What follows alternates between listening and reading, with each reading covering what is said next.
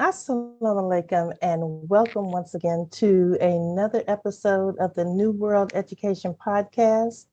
And we are so glad to be back in front of you today on the airwaves. And while you are tuning in, we're asking if you would please make sure that you hit the notification bell, because in these uncertain times, sometimes we are not able to broadcast, but then when we are, if you hit the notification bell, then when we go live, you'll be made aware of us going live. So, all praise is due to Allah. We're so thankful for being back on the airwaves to share with you what we believe that Allah has blessed us with as it relates to the new educational paradigm. And today, of course, we have I think, a very provocative topic that we're going to speak on. And we are on episode 28. And this episode will be dealing with critical race theory, as they call it, C.R.T, versus true and proper history. So we want to get into this topic. We don't want to belabor any time. But before we do, I would like to, of course, acknowledge my co-host. And of course, we have on set with us today, Sister Gabrielle Muhammad. She is our co-host and I guess resident historian, because she always brings the facts to the table. And of course, we have our lovely and capable co-host, Sister Deborah Muhammad, who also works behind the scenes as our sound engineer and our producer. So if you would please, if you haven't already subscribed, please subscribe to our channel. We are so thankful to Allah for all of our subscribers, and our viewership and subscribership is steadily growing. And we're so appreciative, because we know that the information that we bring before the airwaves is such a niche topic that those who subscribe to our channel are very, very special subscribers, very, very special people. And of course, we would like for you to hit the like button, because of course that always helps with our analytics. And of course, we would like for you to share this information with somebody that you think that could benefit from the information that we are presenting. Now, this, of course, is live, and we have our live chat up, and we would like for you to join us in the live chat and weigh in on the topic of critical race theory. And just let us know what you're thinking about as it relates to critical race theory, some of your comments, some of your questions, some of your concerns that we could discuss on our platform today. As we said, this podcast is being sponsored by the Supreme Muslim Educational Center, Education at the Speed of Thought. And we want to get into our topic today. But of course, before we get into our topic, we always want to do a check-in to see how our wonderful co-hosts are doing. And so let's go ahead and check in with Sister Demoiselle. How are you doing today? I'm doing well, as always. You know me, working woman. That's about it. Working on you, huh? That's the biggest room in any house, Working is the on. room for improvement. Praise be to Allah. So work has been Yes, ma'am. okay. And you all have recovered from Ida and Larry or Leon or whoever came through, because I heard there was another Nicholas. Nicholas. Okay. They're coming through so quickly that literally Mhm. I didn't know until after it was gone. And I just stayed over from you all. So you all are doing okay as relates to that. Praise be to Allah. Just Just Gabrielle. really just had Uh-huh. on both. Oh, go ahead. I was just saying, really on both of those situations, it was just a lot of wind. Praise be to Allah, because here within the past few years, it's been flooding. And surprisingly enough, with both of these recent hurricanes, we didn't have any flooding, just winds and Praise knocked be down to the trees. Lord. That's about it. And you mean for the city or for you personally? The city, and as well as me personally. Okay, praise Because be praise to be to Allah. Allah, where I live, we the highest point in the neighborhood, and usually it floods around us. Hmm. And we, by Allah's grace permission, usually never get touched and affected as, like I say, those around us. But even this go round, uh, no water damage. Praise be to Allah. Interestingly enough, not to go off topic, but Hurricane Ida really did damage the East Coast very badly. Yeah. And that was so ironic, and in many cases, except for those who were on the immediate coastline, literally, the people in the north kind of got it worse because it's something that they don't expect. In the South, we're used to, we basically live at and below sea level, so we're kind of used to it. But those people in the East Coast, they had more deaths than we had here. So that is, may Allah, be with those who lost loved ones. But it was really serious, and these are those serious and critical times that we're living in. Not only are we talking about natural disasters or weather, um, extreme weather, we're also talking about that in the midst of a pandemic. So, Sister Gabrielle, how's everything going on the school front? It's going. I just feel like I blinked and I'm already a month and some change into this new semester, so almost at the halfway mark. So that is a good thing, and it's a worrisome thing as well, because that means that final exams are just that closer, and so I really I'm gonna try to inshallah kick it into overdrive before this we started this session. Sister Deborah led us in prayer. And so, and I really need to repeat that prayer more often with seeking refuge from lack of strength and laziness, because it's very easy to succumb to that. And so I just have to work on myself, as Sister Daniel was saying, and get better at that. Being at home for over a year, has its upsides and its downsides. And one of those things with me is that when I'm home, I feel at peace and I feel rested. And coming from high school, I didn't do homework.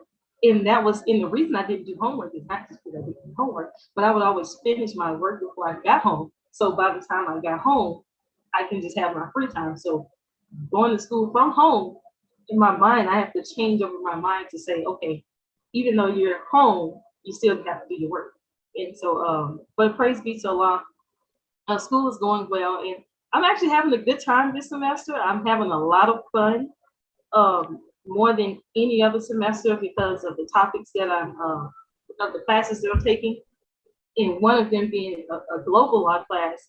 I really get a kick out of that because, as I told you and Sister Denzel, that I feel like I'm on the podcast when I'm in that class because it's more of a seminar in a forum discussion type class where the students, we have to take turns presenting, and then after the presentations, we have a dialogue and sometimes a debate. And so, but the ironic part of that class is that most of the time it's me debating the professor, but that's besides the point. But it's good to be on this podcast again. It's been a while. It's been a couple of weekends, and so I'll go ahead and ask you, Sister Deborah, how are you doing, Sister Deborah? Well, all praises due to Allah. I am well. I have a slight little cough, so if I cough during the podcast, it's okay. It's the remnants of COVID-19, coronavirus. So not only did we have a hurricane a couple of weeks ago, which is one reason why we didn't come on that weekend, because Sister Demoiselle and Sister Gabrielle were actually evacuated here because of it. And then once they left, myself and my husband, we got coronavirus. And all praises due to Allah. I'm here, and let me tell you what, the Nation of Islam is the bomb.com. That's what I got to say. Because I know it sounds funny, but let me tell you, without getting too deep, if you are in the Nation of Islam, you need to get this book right here. Okay? I'm going to show it because these people on the internet, they have a very difficult time with anything that is not approved by them. Okay. And so this information, there you go. That's what's up. This book right here, you need to get it. It's a reference guide. And not only does it give you information about the coronavirus, but it also goes into clinical trials that deal with this virus. But because of the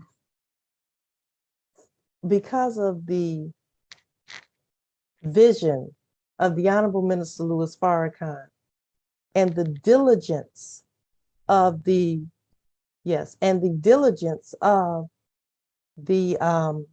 our national MGT captain, they have set up protocols for people that are registered in the Nation of Islam at this particular time, as well as this book is for only registered members of the Nation of Islam. And we, inshallah, in the future, will be able to give copies out, but not at this time, to our friends and family so that they could read through that material. But we have a protocol that is set up. So I'm saying to any member of the Nation of Islam, as our student national captain said, if it looked like coronavirus, if it sound like coronavirus, it's probably coronavirus. Sound the alarm. Get in contact with your chain of command. And that's what I did. And literally within 2 days, they were on it.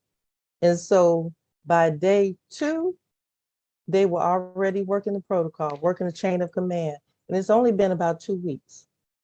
And both my husband and myself, he's back to work. We're back to our lives. And with very little residual effects, all praises due to Allah, of this virus for many factors. One is how to eat to live. Even if you don't follow it perfectly, let me tell you, striving to follow it is a benefit to us. Now, just imagine if we followed it perfectly. You may have been able to go through it asymptomatically. However, if we still needed some treatment, we have a chain of command that will take care of you. So what I have to say is that it works. I'm a living witness. I'm a living testimony that it works. So with that being said, the answer to your question is that in spite of all of the seemingly catastrophic things that have happened, hurricanes, pestilence, and all of that, I am well by Allah's grace and permission. Well by Allah's grace and permission. And I know that I keep getting these messages. I'm going to reiterate what I'm referring to is for registered Muslims only. So I just want to say that for the record, that our system works and that our man giving guidance to those under him is impeccable. And if you don't believe, just look at me today.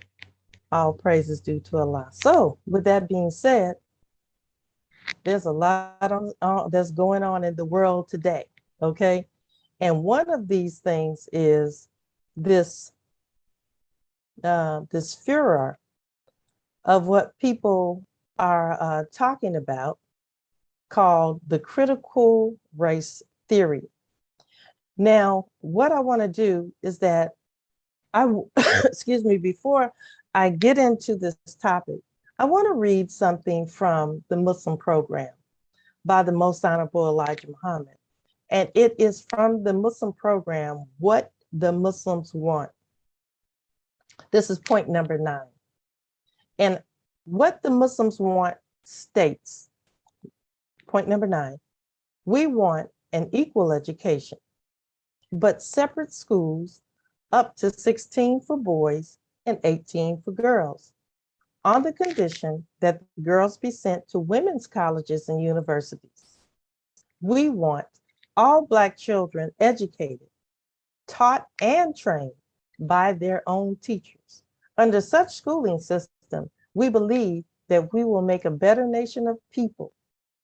The United States government should provide free, necessary textbooks and equipment, school and college buildings. The Muslim teachers shall be left free to teach and train their people in the way of righteousness, decency, and self-respect.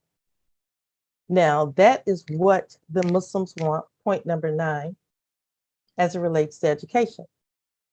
Now, what we want to deal with today is the concept of critical race theory, the reality, the fact, and the fiction. And we want to juxtapose that with true and proper history. So I'm going to read a quote from the Most Honorable Elijah Muhammad that he wrote wrote a letter to some of his ministers on April 2nd, 1938. And the letter, and part of the letter reads as follows: history of all of our studies is most attractive and best qualified to reward our research. As it develops the springs and motives of human actions and displays the consequences of circumstances. This is so deep. Listen carefully. It displays the consequences and circumstances which operate most powerfully on the destiny of human beings. It stands true that we, the lost found nation of Islam, in the wilderness of North America, have not applied ourselves to the study of history, but rather to folly. We did so because we did not know that history was most valuable to aid us in the knowledge of our own. He continued, the wise man is he who has made a careful study of the past events, ancient and modern. The knowledge of the future is judged by the knowledge of the past. There are some men who are born with the gift of prophecy, while others are trained into it through intense study of history. When we learn their history, talking about the Caucasians' history, or the or the devil's history, we will know the devil, he said. We study men of yesterday, their leaders and teachers. We must study yesterday in order to be able to move on. To know yesterday is to know today, and we will have some knowledge of what is expected, what we are expected to know. Therefore, history is very important. If we do not know history of other people, we cannot communicate with them. Now, what I would like to say is that quote really sets the base of what we have to, or what we want to discuss today. Now, I'm going to read the definition of critical race theory.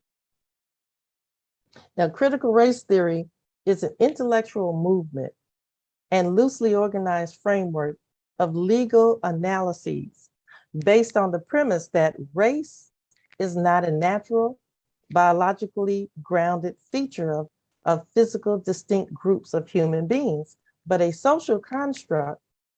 This is the definition: culturally invented category that is used to oppress and exploit people of color.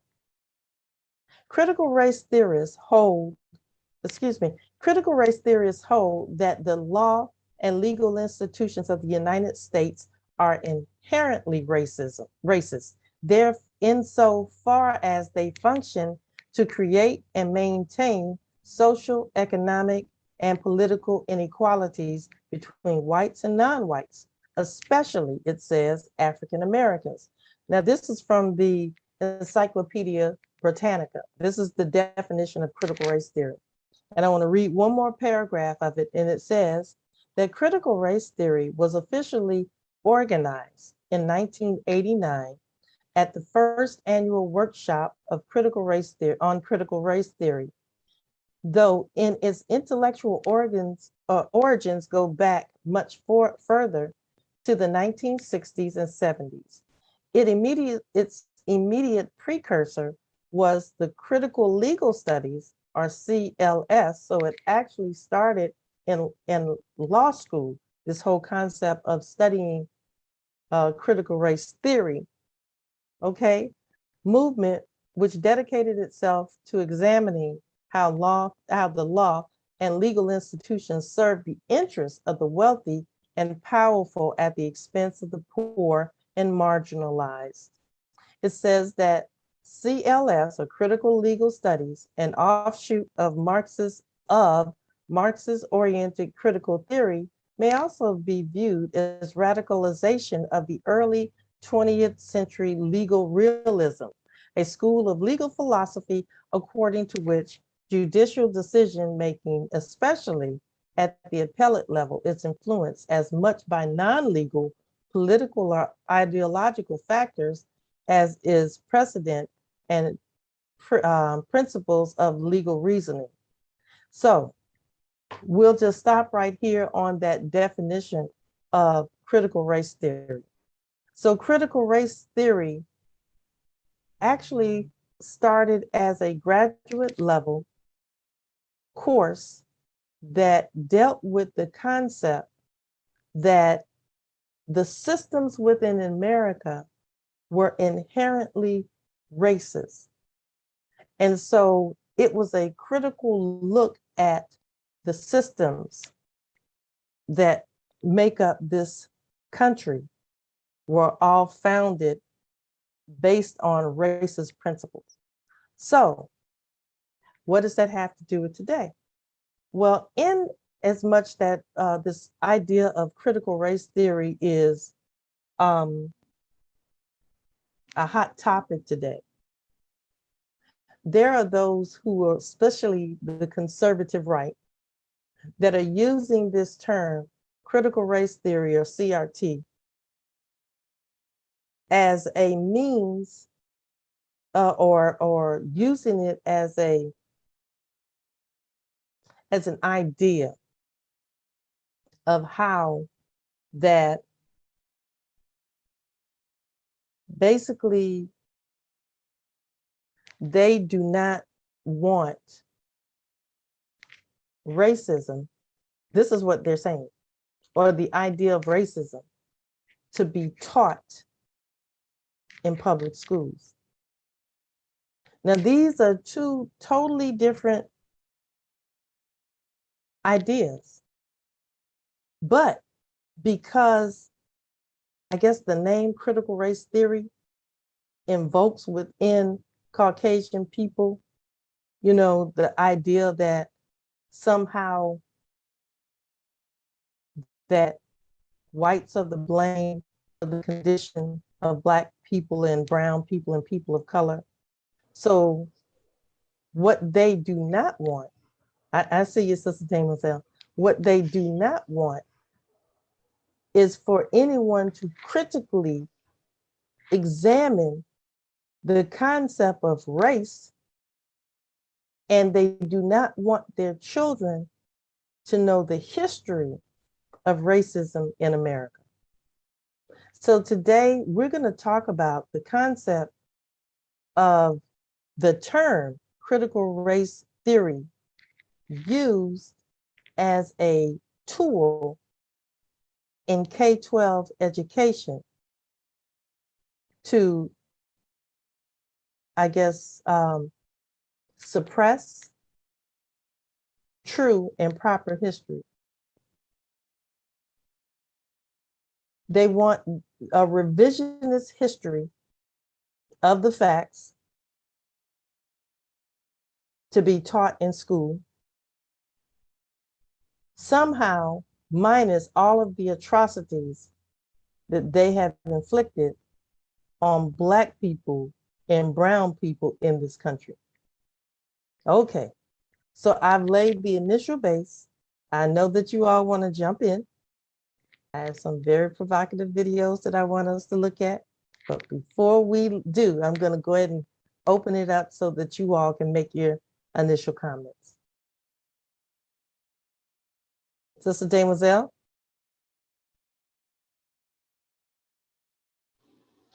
Well, I was going to say, so from my understanding, so critical race theory is they're trying to teach about race or racism being systematic and not necessary to individuals. Okay. So if that be the case too, also, my question is, why call it critical race theory as opposed to, I don't know, history perhaps? Or I don't know. I mean, how is it a theory? Or why are we calling it a theory? And the let's see, what else I was going. It was something that you said in regards to really whites. You know, they have that thing called what, white guilt. So their, I think their posture is that, you know, they're not going to make me feel guilty for something I didn't do. You know, I think this is, you know, trying to make, you know, Black people, you know, hate us, and this is further causing more division amongst the two races, as opposed to just, it's history, it's what happened. Now, like the Honorable Minister Louis Farrakhan said, I don't teach hate. If I tell you the truth, I'm paraphrasing. Now, if I tell someone the truth and the emotion that comes out of the truth that I told them, you know, if that infuriates you a bit, you know, I'm not teaching you to hate somebody. I'm just telling you the truth. As Malcolm X put it, he said, when you throw a rock in a pack of dogs, the one that gets hit is the one that howls. Sister Gabrielle.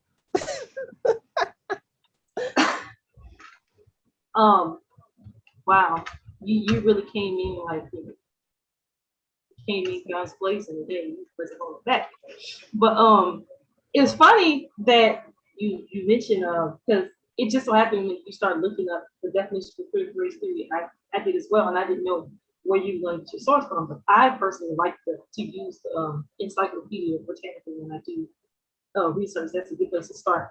And when I was looking at where they said where the idea of critical race theory actually came from, which was the critical legal studies, the CLS, and when you started to read the definition for that, let me tell you. Okay, so just to recap for the audience, for the listening audience, it reads, its immediate precursor was the critical legal studies CLS movement, which dedicated itself to examining how the law and legal institutions serve the interests of the wealthy and powerful at the expense of the poor and marginalized. Now that must be what I'm into, because that's exactly how I view these things. They know, because I talk to them every day when I get out of class and tell them what's going on, tell them what, you know, some of the foolishness that goes on. But let me further read, because I'm gonna get somewhere. For anybody who's into law, but a lawyer or a law student who just knows about law, just hang in there because I'm going to explain. But it says CLS, an offshoot of Marxist-oriented critical theory, may also be viewed as a radicalization of early 20th century legal realism, a school of legal philosophy according to which judicial decision making, especially at the appellate level, is influenced as much by non-legal, political, or ideological factors as by precedent and principles of legal reasoning. This is the thing. Another class I'm taking along with global law is constitutional law. And so in constitutional law, at least constitutional law 1, we're really learning more so the history of the Constitution and how it's been interpreted, and how we got to where we view and use the Constitution as we do today. And with a lot of law, you have these landmark decisions that you really get these big principles of law that kind of trickle down, and we use those today until they're challenged. And then that was the thing, as I'm reading these cases and going to class and professors lecturing and having these dialogues, I started to say, man, it seems to me that really a lot of these big judicial issues that we just accept today came from out of nowhere.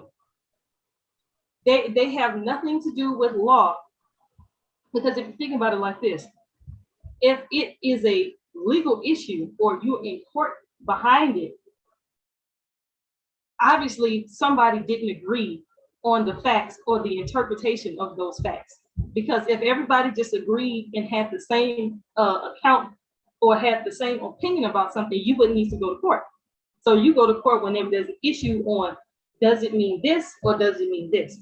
And so a lot of times what I found, especially in those constitutional cases, it was the circumstances politically and socially that were going on at the time that really tipped the scale in the balance.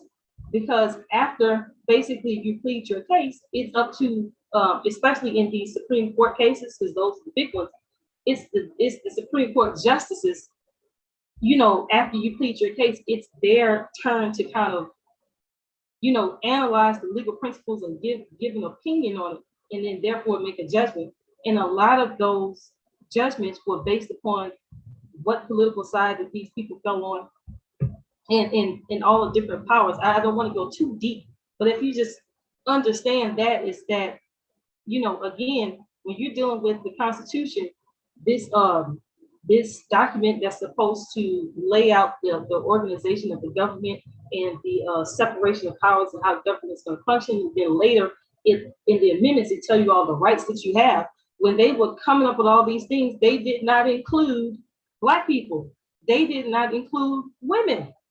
and so while they're coming up with all of these things that we today hold as it's the law, and things that we think that are laws that are immutable, they really came up out of just the biases and temperaments of these people, and then they just use the law to justify it, and not using the law that they actually use as to say legal reasoning, but use the law as in, this is the authority that I'm vested in. If I say this is what it is, this is what it's going to be. And so dealing with critical race theory, again, as you said, I was surprised when a couple of weeks ago, before the whole storm came in, I was preparing for this lecture. So that's what I did. I did the research, started looking at critical race theory. And when I found out from the woman that actually invented it, when I found out that it was actually a legal course and not just this, it was in a legal course. And as you know, law school is a graduate study school. And so she was explaining how is it that these state politicians are lobbying to have critical race theory not taught in school, when she said it never was a K-12. It never was a K-12 curriculum. That has never been included in the K-12 curriculum, because it came from law school, which is a graduate professional school. That's right. That's right. So why are they arguing it about what your children are going to know when it never was a course for children? And that brings me to, because I'm still having a little tickle in my throat. I have an article that I put in the chat, Sister Gabrielle, and it actually quotes the sister. If you would pull that article up, and if you would help us out by reading part of it. And it is, I think, from the New York Times. That's the source of it. But if you could do that for us, we'd appreciate it. Absolutely. If you want to share it on the screen, you can. I need screen share abilities. Okay. And I was gonna say maybe that they're using these terms as a ploy to again rewrite history. Oh, But- absolutely. get- There's nothing, no maybe. But that's the thing. That's the whole irony in it, is the fact that politicians are the ones that are mischaracterizing this study. They are proving the whole thrust behind critical race theory, that the law has been used, to systematically oppress people of color, particularly Black people. Even when it comes to Black people, even discussing this idea in public, politicians are saying, hold on. And what do politicians do? Politicians are part of the legislative branch, so they make laws. And so that's right. They are actively providing material for critical race theory, or the study of critical race theory, because they're enacting laws that are shutting out a marginalized group of people. That's right. And the reason, let me just bring us back to home base. The reason that we're even dealing with this whole idea of critical race theory is because, we must separate. Back to what the Most Honorable Elijah Muhammad. Separation is a must. It's the best and only solution for the two people. Okay. And so, I mean, it's a double-edged sword. It's very unfortunate that it had to come down to this. We could not find a way. But the reality of it is that now you're being forced to take, vaccines almost, when it talks about educationally. Okay. Two, you have a situation where they're literally telling you that I am not going to teach American history, because whatever happened in America, be it good, bad, or otherwise, the way that white people classify it is American history. Mm-hmm. And I had a sister that told me that, and she teaches in one of our institutions, that they wanted her to teach American history. And that's fine, to be able to teach the history of the colored man, as we call him, the white man or Caucasian. It's fine. But somehow I want us to think about this. I want us to just wrap our minds around what is being implied, not what is being said, what is being implied. And what is being implied is that somehow Black history is not a part of American history. I mean, well, according to them, we wasn't Americans anyway. So it can't be American history when you ain't an American. Now, true that. But we helped build this country.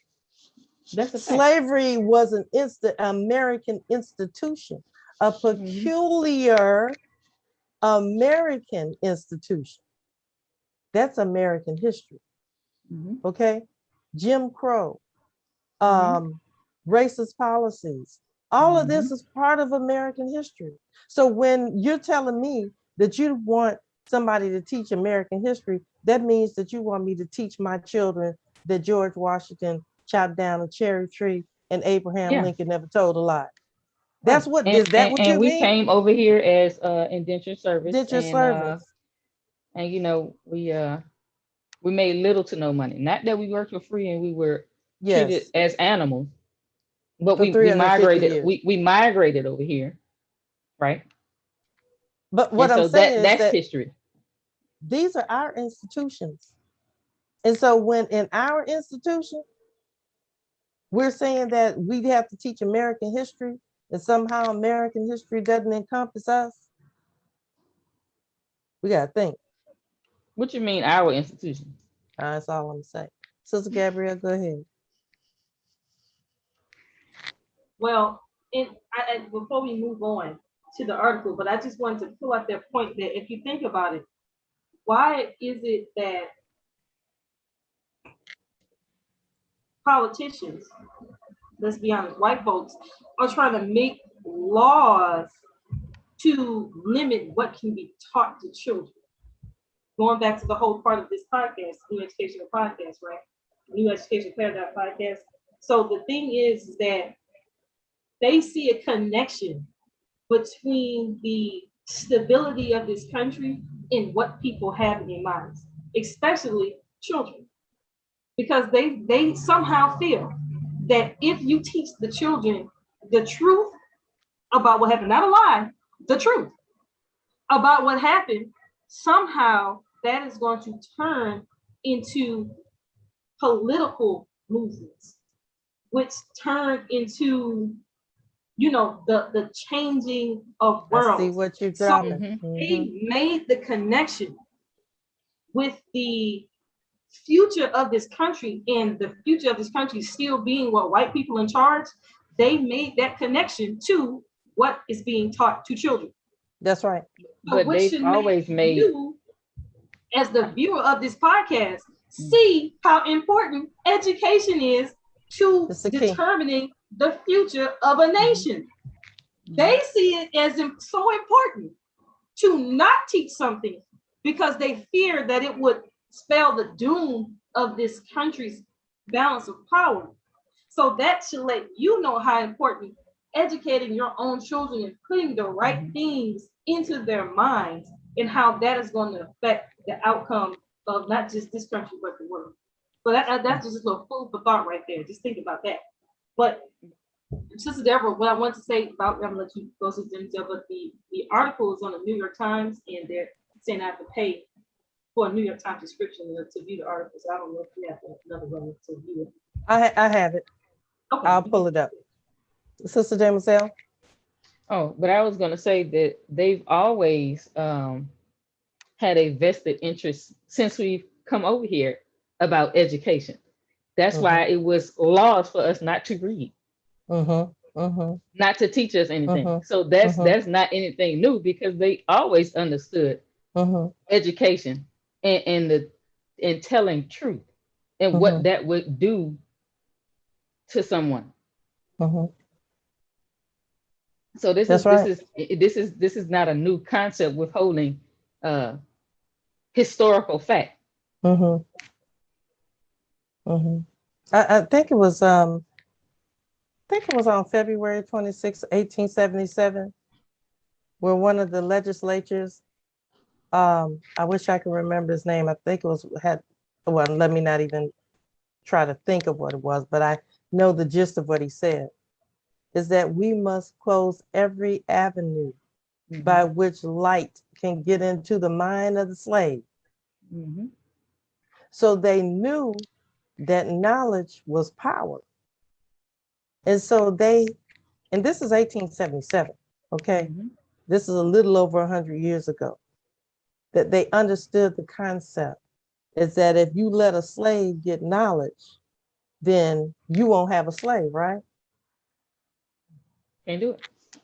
Can't do it. So let me go ahead and pull up this article right quick, and inshallah, you'll be able to see it clearly.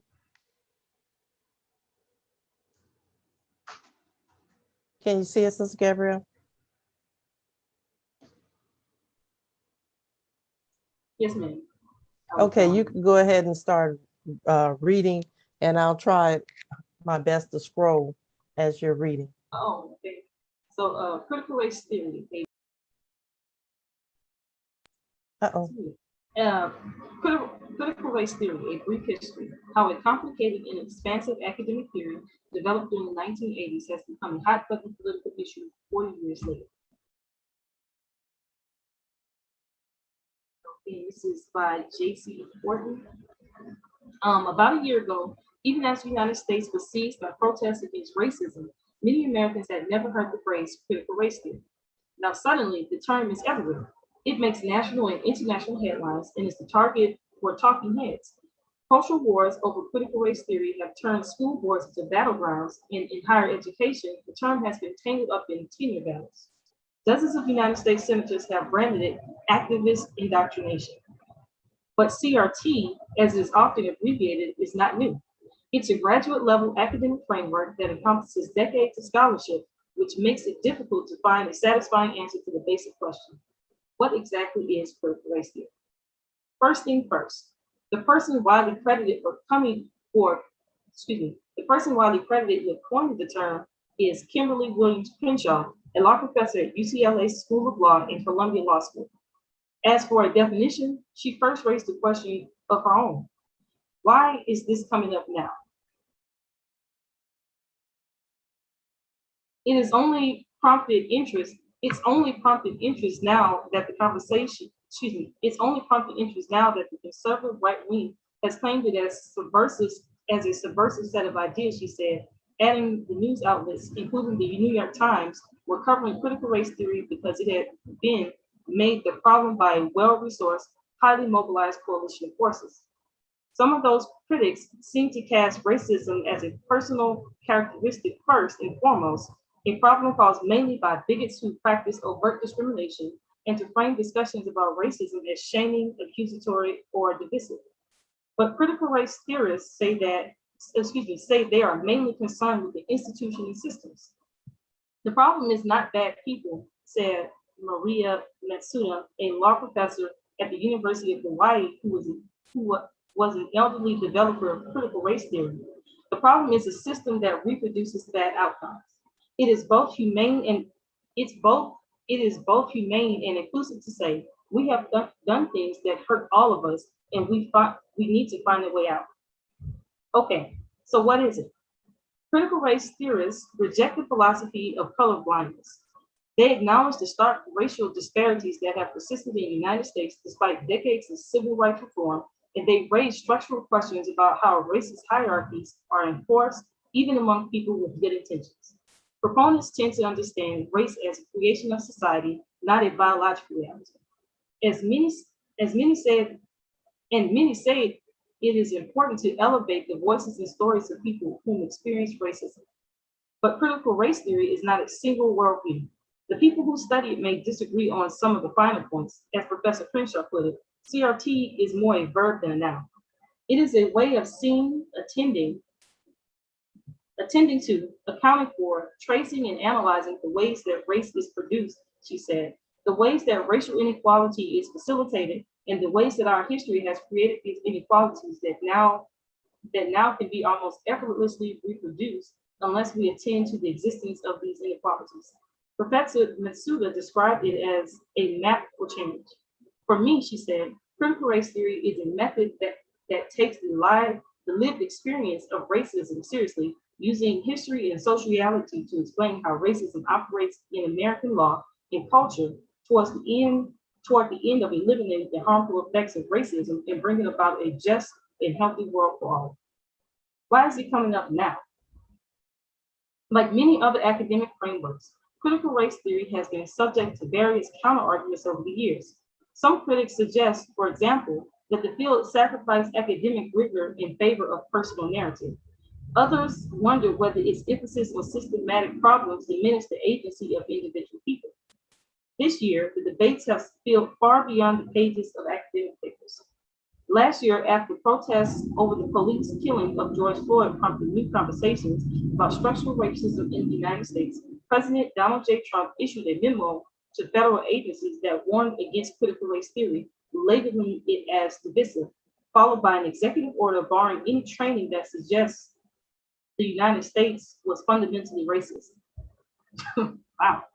His focus on C.R.T. seemed to have originated with an interview he saw on Fox News when Christopher F. Rufo, a conservative scholar now at the Manhattan Institute, told Tucker Carlson about the cult indoctrination of critical race theory.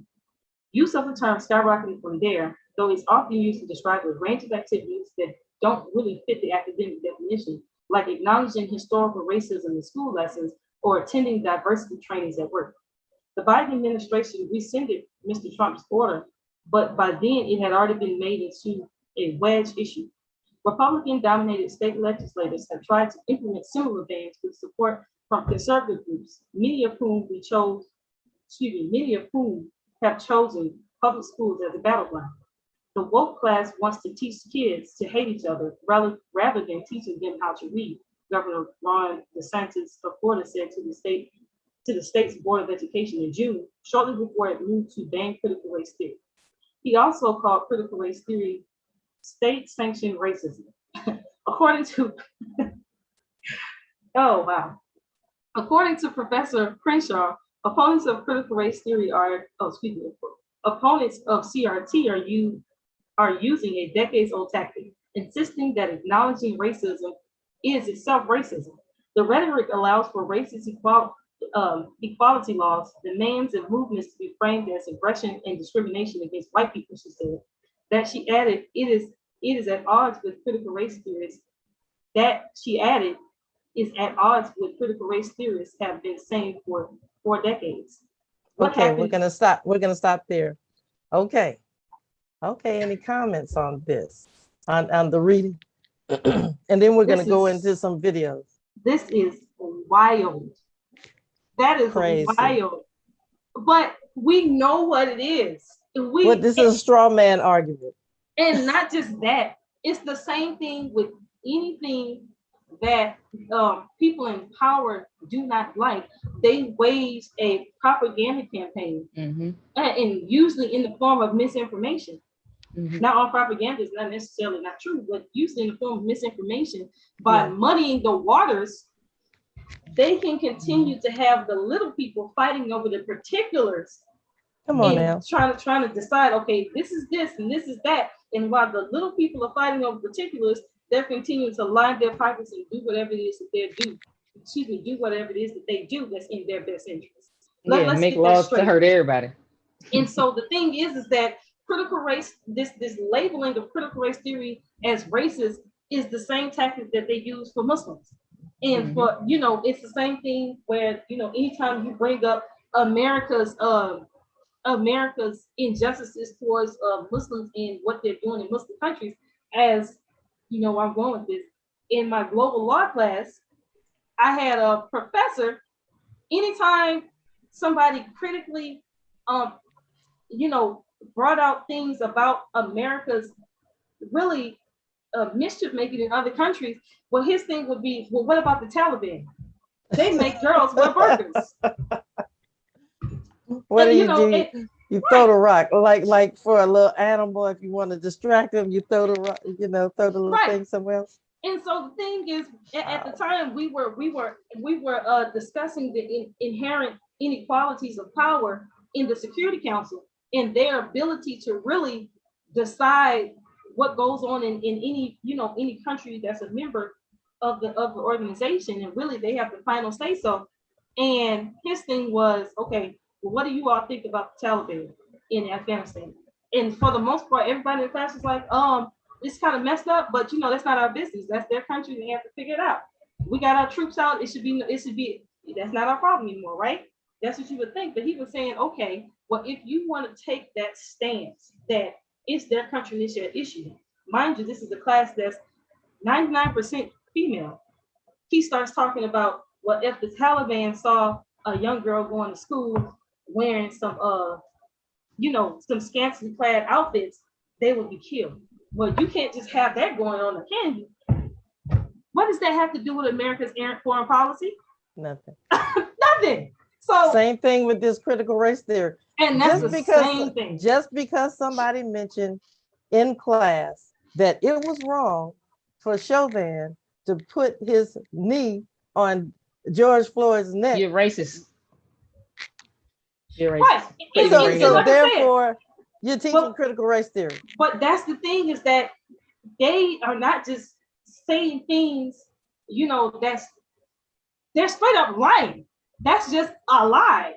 That's a lie. They try to conflate in this thing Sharia law with burqas. And then in talking about, well, this is a part of their belief that they have to kill 100 people to go to heaven. That is like a quote. It was wild.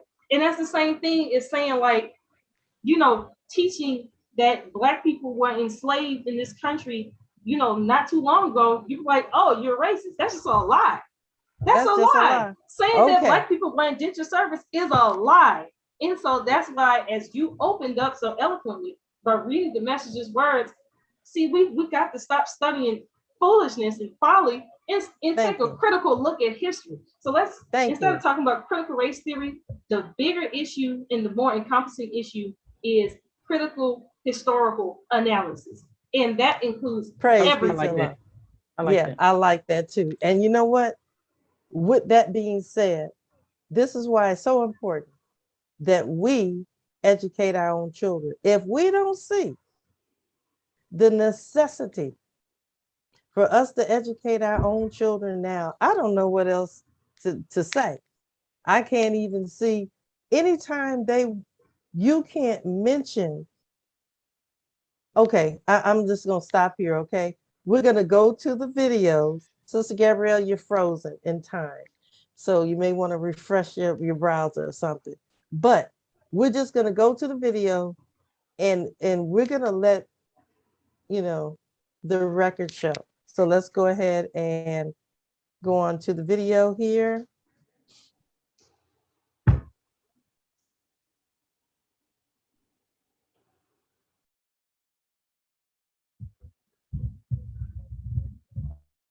And we're going to start off with a video that is, this video is a PBS NewsHour video with Judy Woodworth, excuse me. And what we're going to do is that we're going to listen to this. It's about 10 minutes, and then we're going to come back and have a discussion. So let's go ahead and get started. If there's any problem with any sound or anything, a video, let me know. Critical race theory is a way of thinking and teaching about America's past and present by looking at the role of systemic racism, what we've just been discussing. But the very term itself, critical race theory, has become a political flashpoint across the country, especially when it comes to how to teach young people about justice and equity in America. As Amna Nawaz reports for our Race Matters series, the debate over its potential role in school curricula has set off a firestorm that has roiled school districts and state legislatures nationwide. It's already over. It's ought to be over. Next year, Jamison Maddox will be a senior here in Loudoun County, Virginia. His favorite subject is history, even though he felt Black history was lacking. I think there could be some things that happened in history that should have been taught. In school, did you learn about the Tulsa Massacre? No. Did you learn about Juneteenth? No. Do you feel like those are things that should be taught as part of your formal education? Yes, definitely, definitely. Jamison's mother, Vanessa, agrees. This is American history. All of it should be taught in a certain context and also age appropriate. Maddox, who works as a job recruiter, and her husband raised both their sons in this affluent Northern Virginia suburb over the last 2 decades. Last year, as the national racial reckoning resonated here, Vanessa joined a Facebook group pushing what they see as anti-racism efforts in school. When I saw the anti-racist parent group, I'm like, okay, I gotta be in that. What spurred you to join that group in the first place? What has that been like? There is a definite need for a group like this. I like to be surrounded by like-minded, fair-minded, equitable people. You don't have to think like me, you don't have to be like me, but you do have to be anti-racist. Not everyone in Loudoun County sees it that way. There were parents that were just sick of it. They were just sick of, constantly being told, if you don't agree with me, then, you're a racist. Ian Pryor's 2 daughters are in elementary school here. He's a former Trump administration Justice Department spokesman, now leading a group called Fight for Schools, a political action committee pushing back on equity and inclusion measures. We're not about not teaching history. We're about teaching history in an objective way that is not represented as America is systemically racist. When you're looking not at individual acts of racism, but the systemic racism that exists within America's educational institutions, what would you suggest be done right now? So there's a balancing act here of making sure that there's equal opportunity for all, that we're committed to meritocracy, but also that when we are trying to figure out how to deal with any kind of social problems, we do not overstep and overreact. There's 2 signs right there. Parents who agree with Pryor are now part of a growing chorus opposing what's known as critical race theory, or C.R.T., often a graduate-level framework that examines how the legacy of slavery and segregation in America is embedded in legal systems and policies. The thing is, critical race theory isn't being taught here, but that didn't stop dozens of parents from flooding a recent school board meeting to protest it. The critical race theory has its roots in cultural Marxism. It should have no place in our schools. I will do everything I possibly can to fight to the bitter end until you prove to me that you are not teaching my children that they are racist just because they're white. That outrage echoes messaging ricocheting across right-wing media. Critical race theory is racist. I don't see critical theory, race theory, in our Declaration of Independence. Much of this can be traced back to a September 2020 directive by then-President Trump, instructing agencies to identify and halt funding of anti-bias training for federal employees that suggests, quote, the United States is an inherently racist or evil country. On his first day in office, President Biden used an executive order to revoke the Trump administration's action. When I hear the talk of critical race theory, I immediately get a signal. It's an alarming system for me because it's a misrepresentation and misuse of the word. Jalea Lyles-Dunn is the Director of Learning for Justice, which offers resources for teachers to create anti-bias learning experiences. Culturally relevant, anti-racist instruction models needed. We need a classroom set up, so not just instruction, but we also need a space that lets children know you are welcome here. Inclusive education is a space where we all are at the table together. We all hear everyone's story. The debate over which stories are included and how they're taught has fueled pushback. Critical race theory is now being leveraged as a catch-all phrase by opponents of equity and inclusion efforts in public education. In May, House Republicans denounced it at a Capitol Hill press conference. Critical race theory is a divisive ideology. As did former President Trump at the North Carolina GOP convention this month. The Biden administration is pushing toxic critical race theory and illegal discrimination into our children's schools. Nationwide, Republican lawmakers are now legislating on the idea. According to EdWeek, as of June 18th, 25 states have introduced bills or taken other steps to restrict education on racism and bias. That includes 5 states, Texas, Idaho, Iowa, Oklahoma, and Tennessee, where bills have already been signed into law. Arizona's proposed bias teaching bill could mean a potential $5,000 penalty for teachers. Texas's bill, effective September 1st, says teachers cannot be compelled to discuss current events, and if they do, they must, quote, strive to explore the topic from diverse and contending perspectives without giving deference. Some educators, meanwhile, are holding Teach the Truth rallies, fighting what they call unwarranted legislation. I think we're raising up future voters who will not have a well-rounded perspective on their own community and society. Valerie Wolfson teaches 8th grade social studies in New Hampshire, where a new bill would prohibit so-called divisive concepts related to sex and race from schools. Teachers would be under pressure for severe censorship or fear of that public judgment. It's set up for people to report on you. And you think it could have a chilling effect on what people teach in their classrooms? Completely. Back in Loudoun County, we sat down with school superintendent Scott Ziegler. We have said for months now, we are not teaching critical race theory in our schools. We're not using any type of program to quote unquote indoctrinate or convert our children.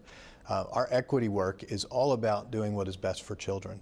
That equity work was implemented after outside probes found Black and brown students disproportionately disciplined in Loudoun County, facing racial insults and racially motivated violence, and students of color harmed by school practices. What was decided at that time was we need to endeavor on a program, a systematic program to help our teachers with this, to give them the knowledge and understanding so they can have conversations around race, very open and very honest and sometimes very tough conversations, so that they can make our schools better for students. The district put anti-bias training in place for teachers, the majority of whom are white.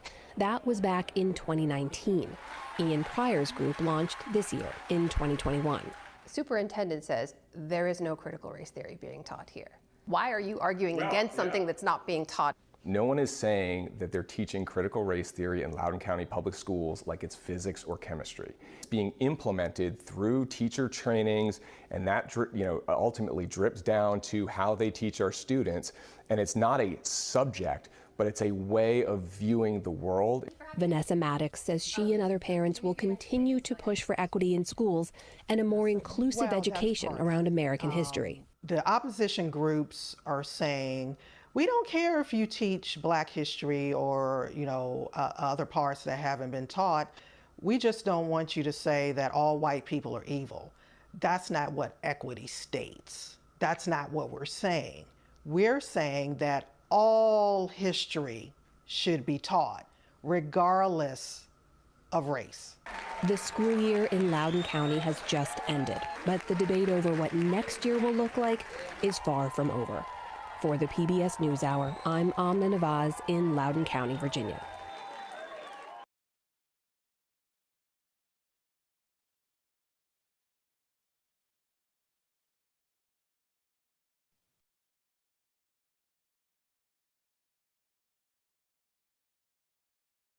Okay, well, that's one of the pieces that I wanted to deal with.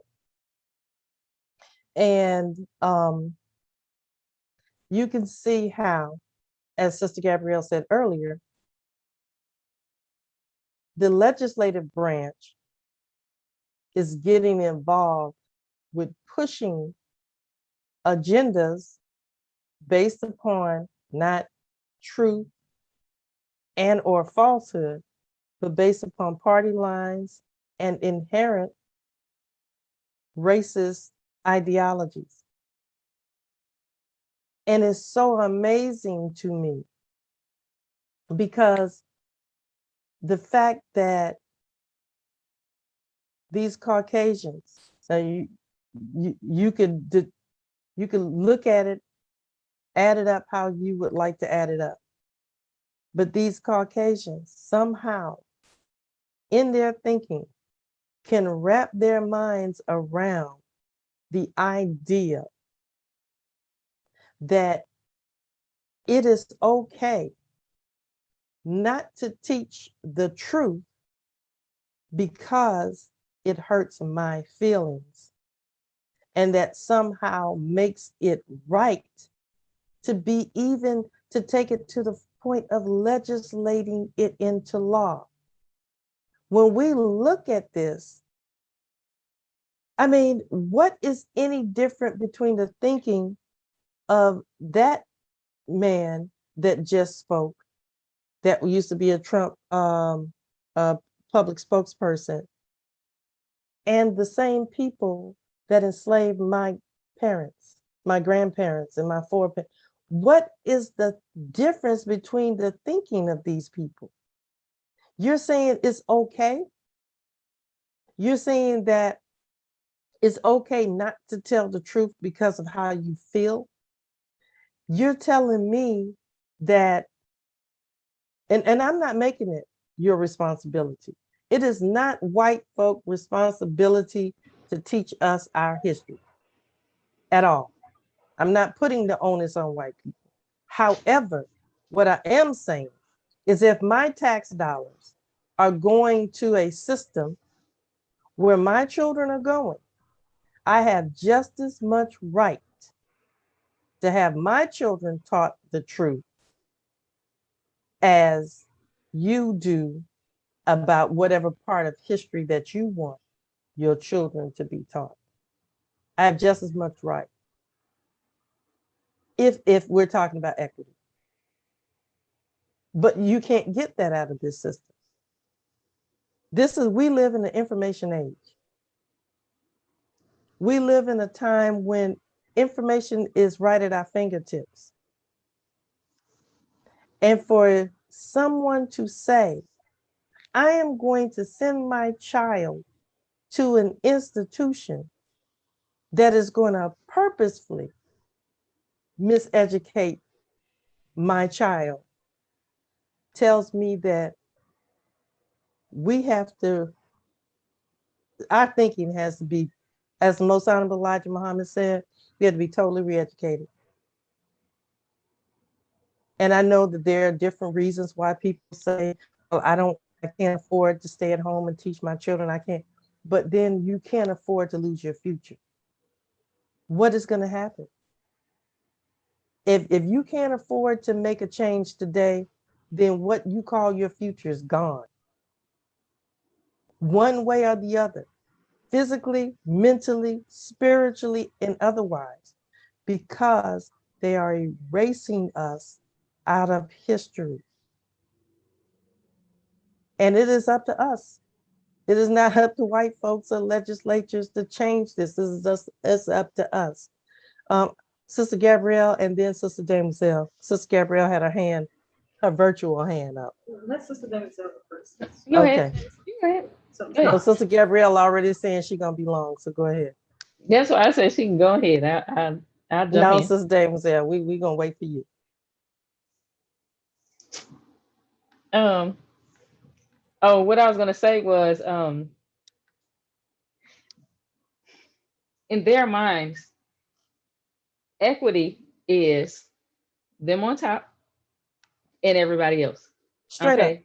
So when they're speaking of equity, because I seen a sign that said, I forgot what the first word said, but not indoctrination. I'm like, that's what school Yes. is. Mm-hmm.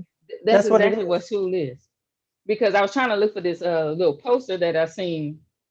Like I don't know what it was, a K through 12 poster. I thought I still had it in my phone, but I'm thinking it was for smaller children where they have, this is a good person, this is a bad person, this being bad, this is this and that. And the bad person in the book was a black boy, in handcuffs. And the good person was a little white child doing something. But then you say that, oh, I don't want, the system is not racist, but then you're constantly putting imagery. And then when you go out, you clutching your purse and things like that. When somebody's walking by, your whole existence has been stealing. You see what I'm saying? But you don't want to acknowledge, uh, slavery as a part of American history. It happened. No one's saying you, as in you right now, is responsible for slavery. Just like me right now, I've never been, in shackles and had to go out from sun up to sundown, have my child ripped away from me. But the thing is, it happened and you're reaping the benefits of that happening. And we got to deal with it. But you're saying, I don't want my child feeling guilty and made to feel as if she did or he did something wrong. Nobody's saying that. Just like with us asking for, in terms of integration. It wasn't about us necessarily wanting to be with you. We just want a fair shake at everything. Mm-hmm. And truth is all that we're asking to make it fair. You know what, Sister Dames, as I'm listening to you and reflecting on what Sister Gabrielle said as well,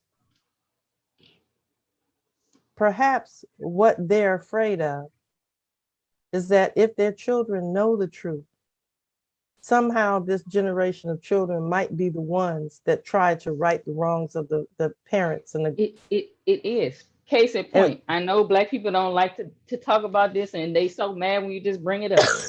Rachel Dolezal. Yeah.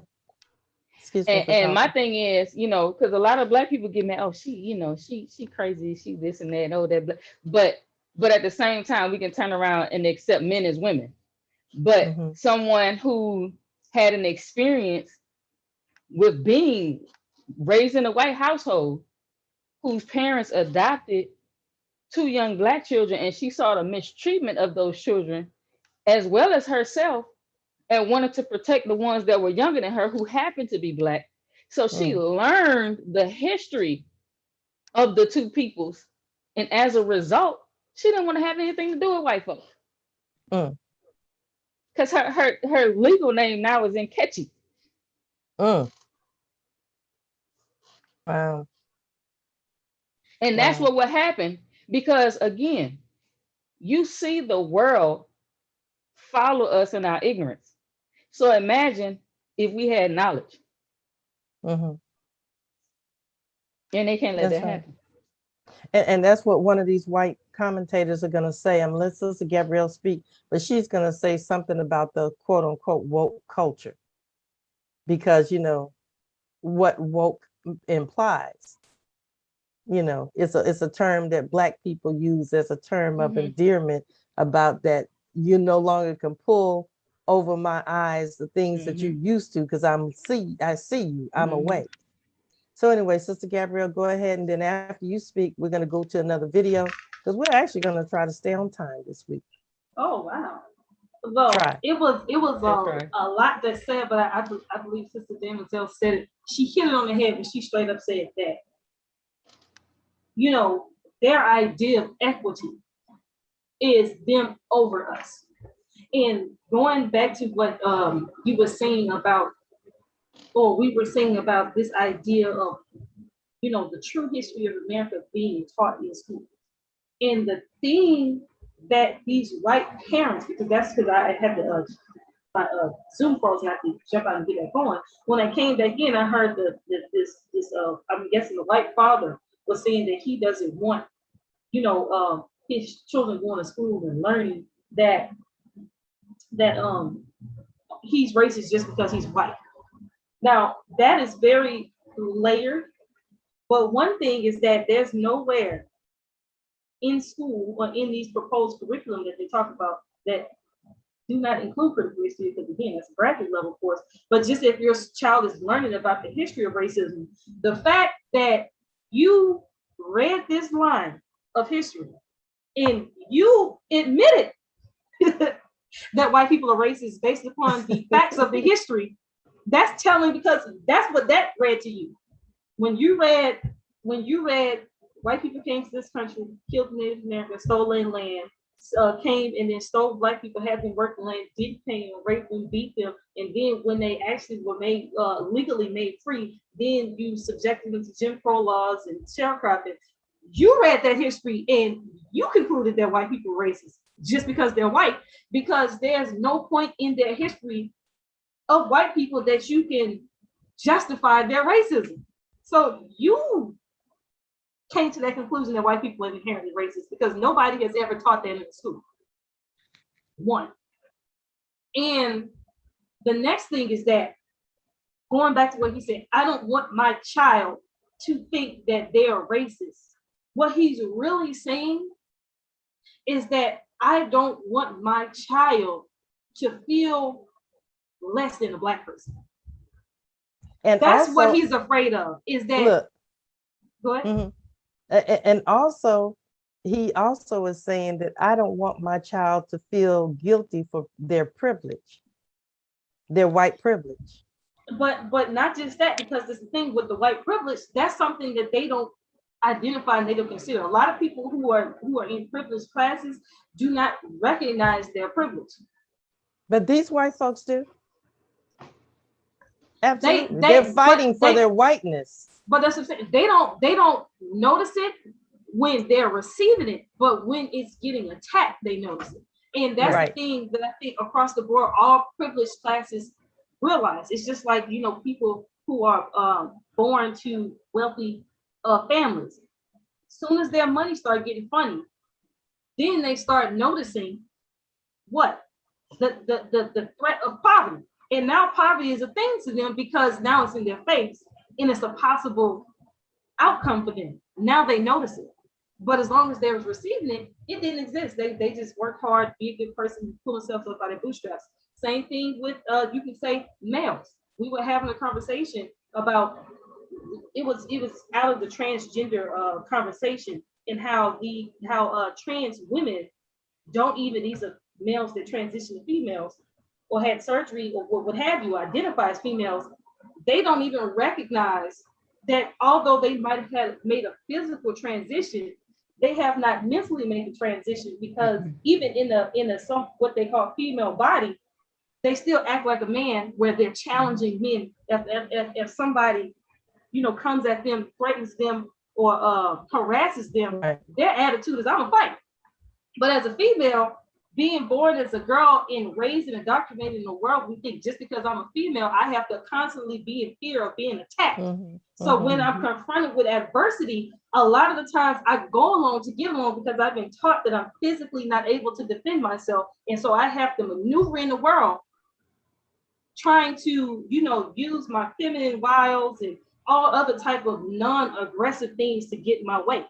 But that's something that a male don't understand. So even though they might take a physical transition to female, they still are moving around in the mentality of a man where they can just impose their will on everything just because they have the ability to do so. This is something that men don't understand. So when you telling a man don't go out at night, in their mind, why? I want to go get something. But as a female, I'm thinking it's a possibility I get attacked just for being female. And that's a privilege. That's a privilege. And it's the same thing with being light-skinned. I can myself, I don't consider myself light-skinned because in Louisiana, I know people that are lighter than me for a fact. Yeah, for and real. So if I'm not them, I'm not light-skinned. But a lot of people always tell me that I'm light-skinned. And this is my thing. I can do the bare minimum. And people always acknowledge my efforts if I just do the bare minimum. And I am keenly aware of that. And so that's why I try to be responsible and actually try to live up to any expectations and do at least my part to deserve whatever I'm getting, and not just rely on the fact that when I'm put up against another person who do the same amount, I get acknowledged. I'm keenly aware of that, but that's a privilege. And soon as it gets attacked, just like I was saying, I can acknowledge it because I know people that's lighter than me and I see the difference how they're treated versus I'm treated. So it could go on and on. But the thing that they do not want is they understand that the educational system has the ability to affect the self-esteem of the child. And then that child will one day become an adult. And so they understand that if you teach my children even the truth is going to start to upset my child's esteem and self-value. And they do not want their children's self-esteem and self-worth to be affected one iota. And again, as Sister Deborah, because it's not that they're afraid of just, being on the bottom. They don't even want to be equal. Because that's the thing about teaching the truth. The truth, is a double-edged sword that cuts equally on both sides. It's not saying you're right. It's just saying this is what it is. And it's the equity that they're afraid of. They don't even want you to be close. And going back to now critical race theory and why this talk is so important, in the true critical race theory that has to do with laws that are inherently racist and systems that are inherently racist. And this is exactly why politicians do not want people bringing up these conversations, because just as the ministers gave the lecture in 2020 about the unraveling of a nation, the racial history between blacks and whites in this country, if you pull on that thread, you will find out not just the things that the American has done to black people in America, but the things that they have done to people all over the world. And they have done to black people is just the blueprint in the first iteration of what their way and their method of operating throughout this world. And so the thing is that if you pull at the string of racism in America, is going to go all the way back to slavery. When you pull at the string of slavery, that's going to bring you into the international bankers and their relationship with the empires in Europe. That's going to pull at the string of the Jewish ties, and that's going to take you all the way back to 6,000 years ago, when this man named Yakub made a peculiar people and put them a peculiar process and he ingrained in their very nature to master the original man. And that really is it. Their DNA that they are to believe that they are better than darker people of this world. And that's what they don't want. That's what they don't want. Well, I want to thank you, Sister Gabrielle. We'll come back. I wanted Sister Deborah to look at some of the comments, because we welcome your comments. We thank you. Okay, let's see. Should I go all the way back up? Okay, this is something Super Sam Clark This was earlier. It said, Sister Gabrielle, you are on point on this topic and echoing my thoughts. All comments are good though. We have a Joshua Mitchell says the prettiest women on the planet, the MGT, the righteous. And Super Sam Clark says, at the same time, inspiring their ignorant base. They also, so this one we was playing a video. They can recognize Juneteenth on the front end and falsely narrate C.R.T. on the back end. Also, Jim Crow Joe passes no legislation on behalf of our people. Go ahead. Let's see. Super Sam Clark also says they also have selective amnesia. The minister says they will have that deep guilt thing and fear we would do to them what they have done to us. Well, we thank you all for your comments. Keep them coming. What I want to do is take us to another video clip, and then from there we'll come back and have a comment. So let's go ahead and go to this video clip. I think it's a little shorter, so let's go ahead and remove some of these other ones. So let's see if this is it. Okay, yes. We're gonna start here.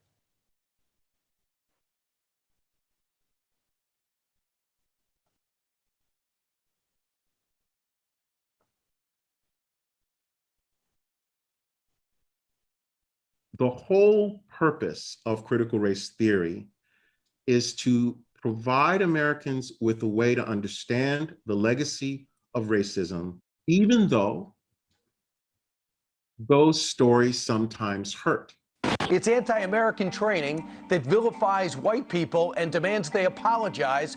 The best learning for students about social studies and about our democracy and our country is the learning where students can really grapple with the issues and really come to a deeper understanding of how our past informs our present. All of this revisionist, woke curriculum, you are not going to do this to our children.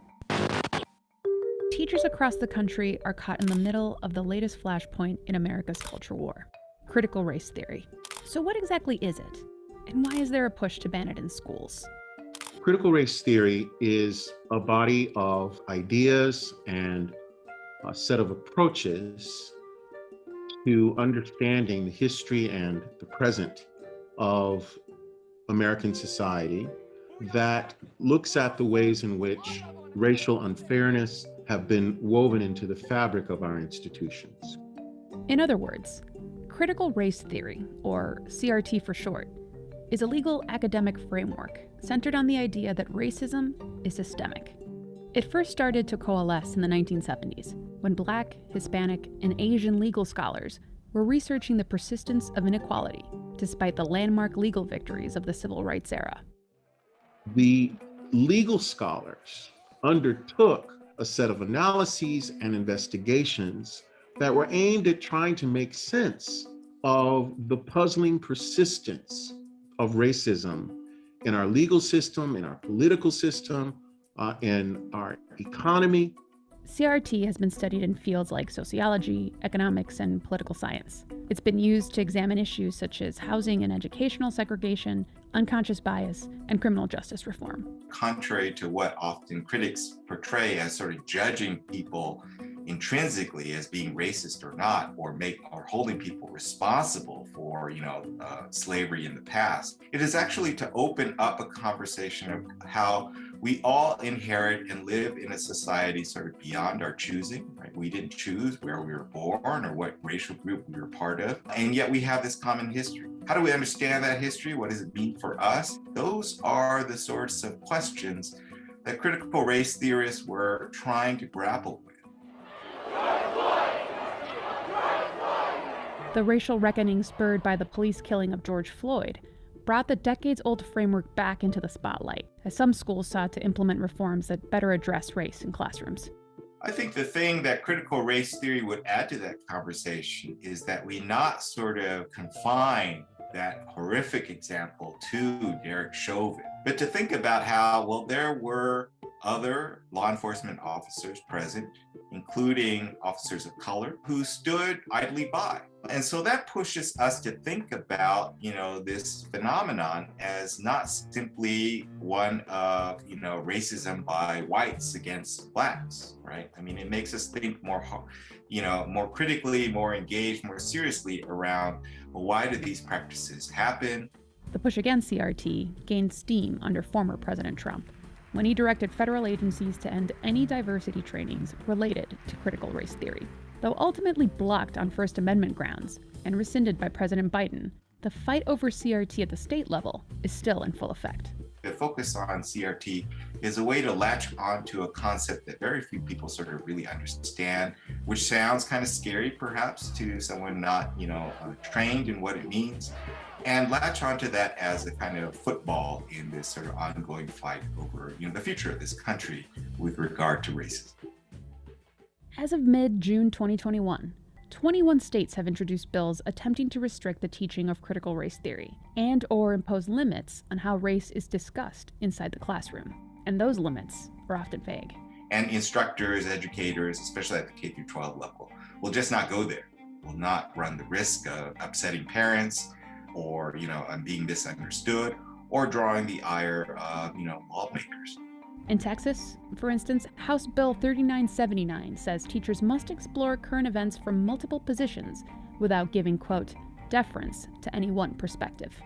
There's language in this bill, like teachers need to present a balanced perspective on current events, for instance. They have to do their due diligence to present multiple viewpoints. But what happens if they're talking about an issue in the classroom and they tried to present multiple viewpoints, but the student comes home and tells their parent about the lesson that day, and the parent thinks, well, they didn't do a good enough job of presenting this viewpoint. So who decides when the teacher has done an adequate job of presenting multiple perspectives on an issue? It saddens me and disappoints me that instead of really embracing this opportunity to confront our nation's past and to tell authentic and more accurate narratives about experiences of diverse people in this country, that we're looking to sweep it under the rug. We're looking to erase it even further from our memories.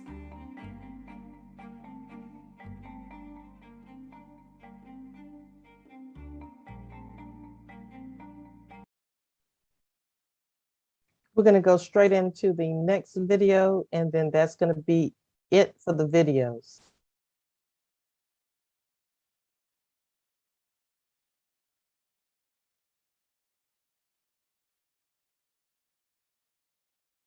Do you think the adults that banned these books have read these books? Absolutely not. No, definitely not. Absolutely not. Because I don't think a moral compass could let you ban books that say equality and loving each other. These teenagers in York, Pennsylvania are standing up to the latest example of controversy surrounding history and race that is affecting a growing number of America's public schools. The school board cannot just silence our voices. Last fall, the all-white school board of the Central York School District unanimously banned a list of educational resources. And that resource list, which has a lot of bad ideas and some books that I would definitely not want in our district. And I do not feel it's balanced, and I think it's divisive. That list includes a children's book about Rosa Parks, Malala Yousafzai's autobiography, CNN's Sesame Street Town Hall on racism. Racism? What's that? And much, much more. This is Hidden Figures. The movie was, Like from the movie? Yeah. This is the kids' version of the book from the movie. Yeah. It's frustrating for the students. This is a board that, after hearing their students' concerns about diversity in the district, hearing my struggles with race, being an Indian American and consistently feeling like I didn't belong, after all those conversations for weeks on end, they still pursued this book ban. I want to learn genuine history. I don't want to learn a whitewashed version. I want to hear all of it. I don't want everyone to be worried about how we feel, because no one was worried about how BIPOC members of the community felt. The ban caused school librarians to pull books from shelves and is creating real fear among educators. I have to now, with this resource ban, think twice about whether or not I should or could use a James Baldwin quote as an opening for my class. There are teachers looking over their shoulders, wondering if someone's going to be at their door, darkening their door, that you said something or you mentioned something or you used something that you were not supposed to. The fact that all the banned materials are by or about people of color is just a coincidence, according to the school board president. Concerns were based on the content of the resources, not the author or topic, she said in a statement. She and the rest of the school board refused to speak on camera. She says it's not a ban. The materials are frozen while the board vets them. But the process is still ongoing after nearly a year. That suits some parents in this 82% white district just fine. I don't want my daughter growing up feeling guilty because she's white. That sentiment is spreading.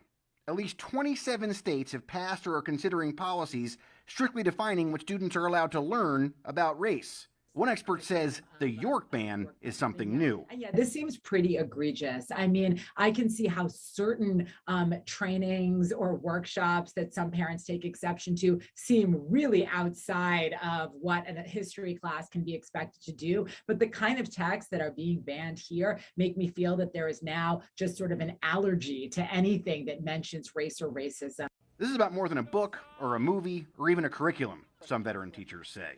In York, they worry it's a war on their profession. I am not an enemy of the state. That's right. I am here to take care of your babies when they walk into my classroom. And there are some I'm looking up at, but they're still babies. Boy, oh boy, Evan McMorris-Santoro joins me now. I mean, this is ridiculous. It's outrageous. Thank you for that piece. It's really great reporting. This seems really broad. What was the issue with CNN's Sesame Street Town Hall on race? Well, Don, that's the question those students in the piece were asking, parents are asking, teachers are asking, and I asked several times while I was in York. But the board refuses to talk about the specific things that they don't like with things like Elmo asking about race, or a Rosa Parks biography, or the 2017 Academy Award-winning Best Documentary feature.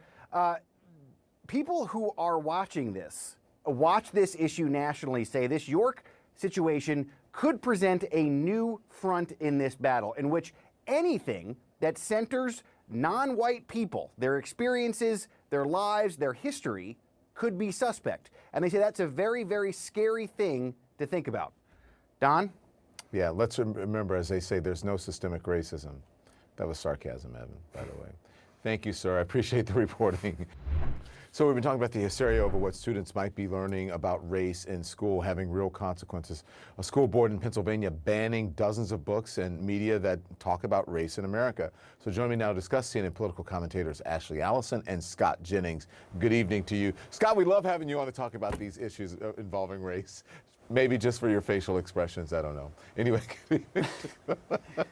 These are valuable conversations. They I'm are. glad you have these panels. I mean, you're brave enough to have them, and I think we ought to have them. Thank you very much. Good, and I agree with you. Well, Ashley, I want to ask you about schools again becoming the ideological battlegrounds, whether it's over masks or boogeymen of critical race theory.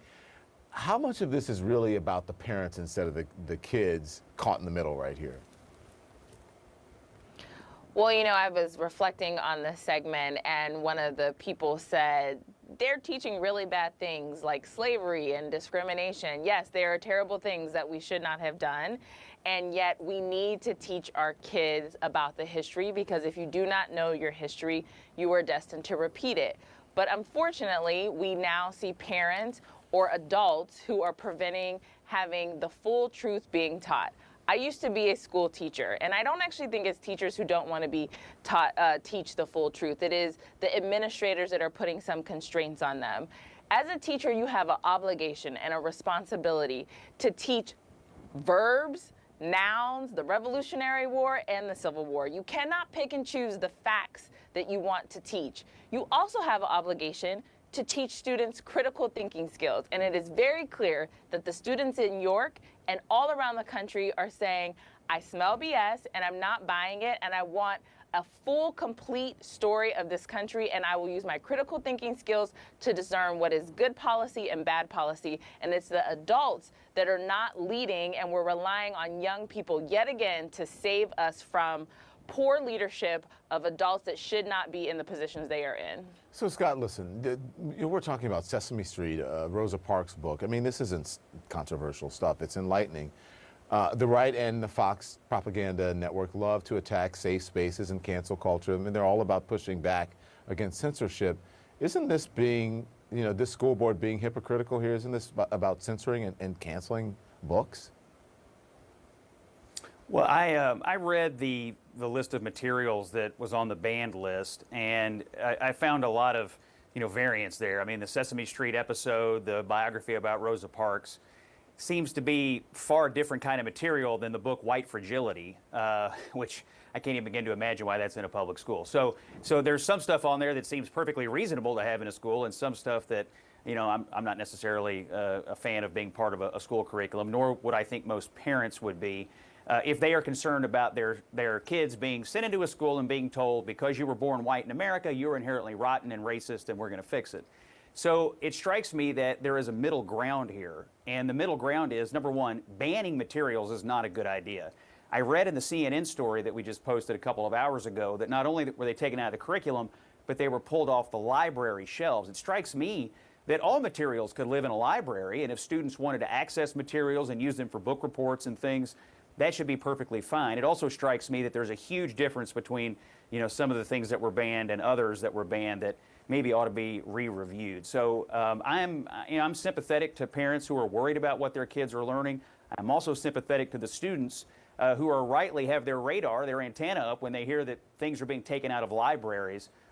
Having something available in a library doesn't mean it has to be in the curriculum, but it also means that students can get access to it if they want it. So perhaps there's a way forward here that satisfies most people's concerns. Look, Ashley, I mean, go on. No teacher is teaching someone just because they are white that they are bad. They are teaching history, and we cannot omit who were perpetrators and enabled slavery and some of the oppressive policies that we have. It is history. I never said one person was better than another person, but we cannot run away from the facts. And so it is a weak argument to just say, like, because I read something that makes me feel uncomfortable, I'm gonna assume that the teacher is saying that my student is bad or that I am bad. No, it's the facts. And if you don't like the facts, then let's not ever repeat an oppressive policy like slavery or discrimination or voter suppression or not giving a woman a right to choose. But that's not what, that's not the argument. They just want to ban all of history because they're afraid of having tough conversation. Well, look, I have to say, I'm a big fan of James Baldwin, and The Fire Next Time was controversial when it was written, and now it is part of curriculums all across the country, and people laud the work. Listen, we'll continue this conversation. Thank you. I got to go. Okay. Sister Gabrielle, go ahead. Jump right in, ma'am. Hold on. Give me a few seconds. I'm trying to find some of my notes, but I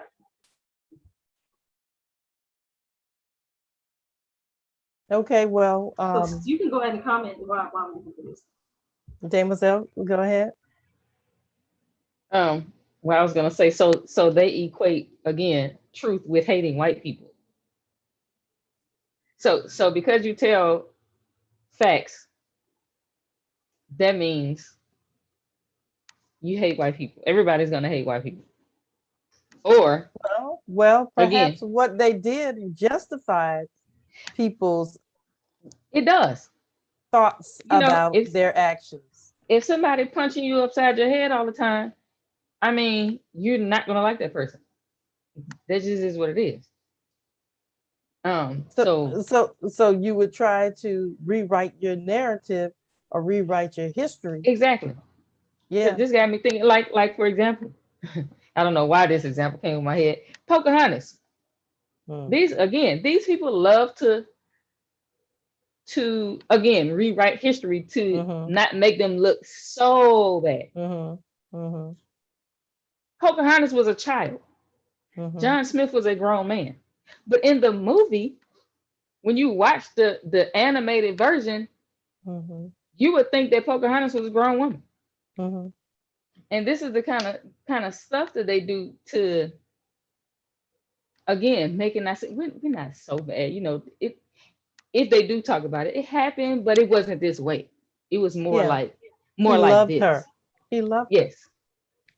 Yes, it was more like this as opposed to, you know. Well, you heard the white lady. She was actually in Congress, I think a senator. She said something about our children. We're not going to tolerate our children in this revisionist woke. Yes. Yes. I'm like, revisionist woke. So, because somebody is pulling the cover off of all of the evil that you've done, now we're revising history. Isn't that Yes. something that they could literally flip what they have done and us acknowledging what they have done? Somehow is that we're the bad guys. Yes. Because we have said, wait a minute. Yes. You enslaved my ancestors. Again, Well, the you're a bad oppressor is person for always like saying that. it. Right. Yes. Why would they want to run away? I mean, they have a house. I feed them and they get clothes. Why? Why would they want to? Don't I treat you good, nigga? Why Well, would you want to run away? that's the way that it was told. See, as long as you accepted the narrative that the white Christians went to Africa and brought us over here and civilized us, as long as that is the story, that is sufficient. But at the moment that you enough people, in particular their children, find out the truth and are pushing back. If their children were like, yes, we did it, and we don't care, we embrace our history. If their children were like that, they would be like, teach it all But you guess what? want. But Guess their what? They children are would be pushing like back. that because, for one, just the notion of us wanting a people who have a history of not caring about us, we still in this mentality of expecting them to do something for us that we're Right. supposed to be doing for ourselves. Because the right. thing is, if you were at home, oh, the teachers should be teaching. No, you should be teaching your child this. That's right. That's right. And You should. So if no, go ahead. So if we had our own, we wouldn't even have to worry about this. Like the other day, I was thinking about white people can have 100 things, that topics or points that they're dealing with. They can disagree on 99 points, but on that one point that they didn't agree on, they'll move out. And here we are, we can agree on 99 points. But if we have a disagreement on one, we just shut the whole thing down. That's right. That's because we've been taught in their school system. Exactly. White ice is colder. So therefore, instead of me having and us having our own school, we're just gonna keep begging them to teach our children this. Okay. Or That's to do the this. that's the overall sentiment that we know this is our problem. We know that we do this because we lack the requisite knowledge, which is the knowledge of self, the knowledge of God, the knowledge of the enemy to self, and the time of what must be done. Now we know the problem. We've laid it out here. Now the time and what must be done. That's what we have to deal with. Sister Gabrielle, and then the last few minutes of the talk, we're going to talk about solutions. We're going to talk about what we need to do to move forward. Yes, ma'am. Right. And what the comments that I'm going to say are really a continuation of what I wanted to say earlier. But going back to this fear of these type of discussions being had to the point where they're trying to legislate against it. And so again, listening to those videos, what I notice is that the reasoning, behind this legislation, they're gonna always find a legal reason or construct a legal reason when you know what's up under it. It's clear as day why they don't want it to happen, but they're gonna use, as the minister said, skill and chicanery to come up with laws that's going to, stop these things from happening.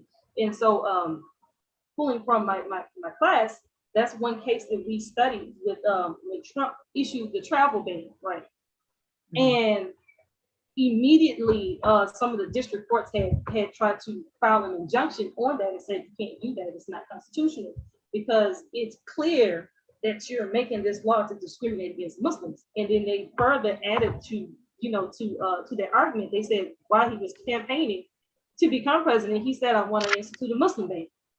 But the thing is that the legislation had still been upheld because basically, or the order had still been upheld because they said that the plain language of the actual order is neutral. It doesn't say anything about hurting or banning Muslims. Yeah, they're saying, just because the list of countries that you ban just so happen to be Muslim countries, that's just coincidence. And it clearly said, there were certain criteria that they were basing these bans off of, from these travel bans from these countries. And so therefore they said, we're going to uphold it. But it's clear that they did it to really discriminate against Muslims. And also, foreign nationals don't have the same protections under the Constitution that we have. So it's like you can't say, certain things like that.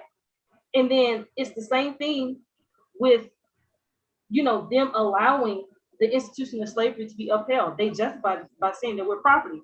And so because we're property laws are the state's issue. The federal government cannot tell us what to do with our property because that falls on the state law. And so there's a whole history, again, because I'm talking about laws, because that's what critical race theory is about. And the reason they don't want these conversations to be had, as I said, is because what you're going to find out about the systemic part is that it came from laws. But the laws are made by a certain group of people in this country. We don't make laws. The laws are made by a certain group of people in this country. And that's the thing that they don't want you to start to turn your eye towards, as critical race theory purports, is that the racism that we experience in this country is woven into the fabric of America. And so if you stop that racism, which is the systemic racism, you're going to totally bring down this country itself. You cannot attack racism in this country without that being an attack on America itself. That's so right. Now I want to point you to, because as Sister Deborah, you were trying to talk about the quote about not allowing the light to get back to the slave. So I want to share my screen, because I want to share my screen, because you remember I left out when I came back. Oh, okay. And so I end up just,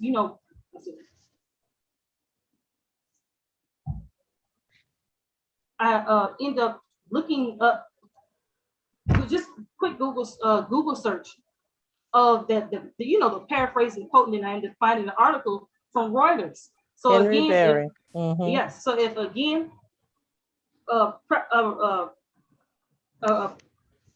preface to my comments is that if you have a problem with these comments, take it up with Reuters, because this is where the article came from, Reuters staff. But this is an article which is just basically pulls out some quotes. The name of the article is Fact Check, Quotes from Prominent American Statesmen on Race Are Accurate. Because, some, again, going back to, you remember she said, woke revisionist history. And she's trying to imply that the history that people are pointing people to that has been covered up is actually a lie. And it is not true history. So here's one, a quote from Benjamin Franklin. So it said, the Post attributes the following remarks to Franklin. Why increase the sons of Africa by planting them in America, where we have so fair an opportunity, by excluding all blacks and tawnies, tawny means dark-skinned people, of increasing the lovely white and red? This is Benjamin Franklin. So this isn't, and these group of people, as you can see, Thomas Jefferson, Benjamin Franklin, Abraham Lincoln, these are not just regular white folks. These are not. These are people who framed this system of racism. These are presidents and legislatures and framers of the Constitution itself. These are the founding fathers of America, and this was in their mind. So if you point out the systematic racism, you have to go to the beginning, which is the very foundation of this country. And so this is why I don't blame them. If you're trying to protect your country, yes, you would say, stop telling that, because you're going to tear down this whole country. But this is another quote from Thomas Jefferson, and it says that quote came from the 1751 essay titled Observations Concerning the Increase of Mankind. So if you want to look this up on your own, see it there right there. So Thomas Jefferson said the Post attributes the following comments to Jefferson. I advanced it, therefore, as suspicion only that the blacks, whether originally a distinct race or made distinct by time or circumstances, are inferior to whites in the endowments of both body and mind. So this is Thomas Jefferson. He's saying that, what he's basically saying is that I don't know if it's science or not, but to me, Black people are inferior to white people. Right? And it says, make these notes as State of Virginia published in 1785, full text there. We might have to put it down in the description. And so this is a quote from Abraham Lincoln. This is the man who freed the slaves, right? It says, there is a physical difference between the white and Black races, which I believe will forever forbid the two races living together. While they do remain together, there must be the position of superior and inferior. And as much as any man, I am favoring having the superior position assigned to the whites. Back to what you were saying, Sister Demoiselle, you were right on it. And again, Abraham Lincoln was the president who everybody believed got killed because he freed the slaves and he cared so much about Black people, but he's still saying here, I do not have in my mind that these people will ever be the same as us. That is not my intention. So you have to ask yourself, what is the intention behind freeing the slaves if you never intended for them to be equal? This is what I'm saying. When you pull at the thread, you start to expose what's really going on. And now this is Henry Berry, is the quote that Sister Deborah was talking about. He says, we have, as far as possible, closed every avenue by which the light may enter the slave's mind. If we could extinguish the capacity to see light, our work will be complete. Then they would then be on the level of beasts of the field, and we then should be safe. Let me read that again. They would be on the level of the beasts of the field, and we then would be safe. So when you put all of this together, you see that it is in their mind that you are and should always be inferior to them and they be inferior to you. And by maintaining that dynamic, it keeps them safe. Okay. And so now, as I said, why is it that it keeps you safe? Put it in context. This is a new land and you keep importing these Black people into your lands. They even knew, because I should have read the next one. Actually, you know what? I'm going to go ahead and read it to further context. It says right here, it says, Berry, a slaveholder himself at the time of his 1832 speech, advocated for gradually diminishing the prevalence of slavery and ostensibly towards its abolition. But this is what he said, that slavery is a grinding curse upon this state. I had supposed would have been admitted by all, Berry said at the start of his address. Later he says, yet I am for maintaining the bonds by which we hold this property now, he remarked later on. The evil of slavery was gradually entailed upon us and can only be gradually removed. And so what this is saying is that he understood that in the long run for America, slavery would be a bad thing. Because again, you have to understand, as technology advances, slavery will become outdated, but also now that you brought all these people over to the country and they keep reproducing and populating, eventually they will become a mass that will politically be in opposition to us based off of how we brought them here in the first place. And so this goes back to scripture. When the Pharaoh, after the Pharaoh of Joshua's time, Joseph's time, the Pharaoh of Joseph's time, he saw that the numbers of the people that had migrated into here, because you remember, Right. Joseph was a Canaanite. Joseph's father was who? Joseph's father. I know this, but for some reason I just can't recall. Jacob, i.e. Yeah. Israel. Jacob's name was changed into Israel after he wrestled with God and prevailed. Then his name became Israel. And he had 12 sons, and one of them was Joseph. Yes. And so Joseph, you remember his brothers sold him. Mm-hmm. I'm there slavery, now.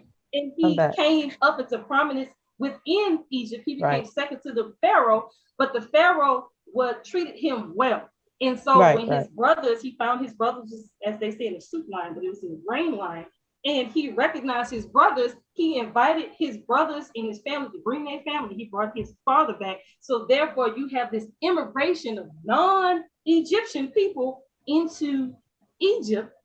And then, so the Pharaoh later, past the Pharaoh of Joseph's time, saw the growing population of this subject people in the future would be a problem. Not now, because they were slaves.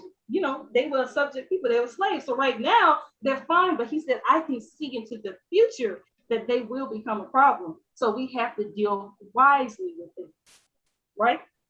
And so as a part of dealing wisely, because he knew that nature was going to produce an enemy for them. And so that's when you have this verdict to kill all the male all the male children. And so with that being said, you can juxtapose that to now. That's the same thing that these founding fathers understood, is that if we give them equality, they will become a political opposer to us. They don't have to fight us. That's not what they're scared of. They're scared of us taking control of the government. And that's the thing I'm trying to say about these legislators, is because they understand. That's why they're trying to shut down talks of critical race theory and conflate them with other things, because they know it's the power of the legislative in the actual vested powers of government that's the real power behind the country. So if you can get control of the politics, you have the country. And so by opening up conversations that look at the laws, then what's the next logical conversation? The next logical conversation is what? Reparations. Change, I'm gonna get there. Change the laws, right? And so again, who has the power to change laws and make laws? The legislative branch. They can, this is what I found out that blew my mind. This legislator can make laws that are unconstitutional. Yeah. They can make law. They can make whatever law that they want. The president has the power to veto a law if he don't like it, but they can make any law that they want. And the only way you can go to the Supreme Court and have that law made of non-effect or get rid of that law is you have to go to court. So if there's a law that's made unconstitutional, you have to be able to get to the Supreme Court and win the case to even have that law to become non-effect. So if you never sue on an issue that is unconstitutional, it will never be changed. It will always be there. It's just the law. It's just the law.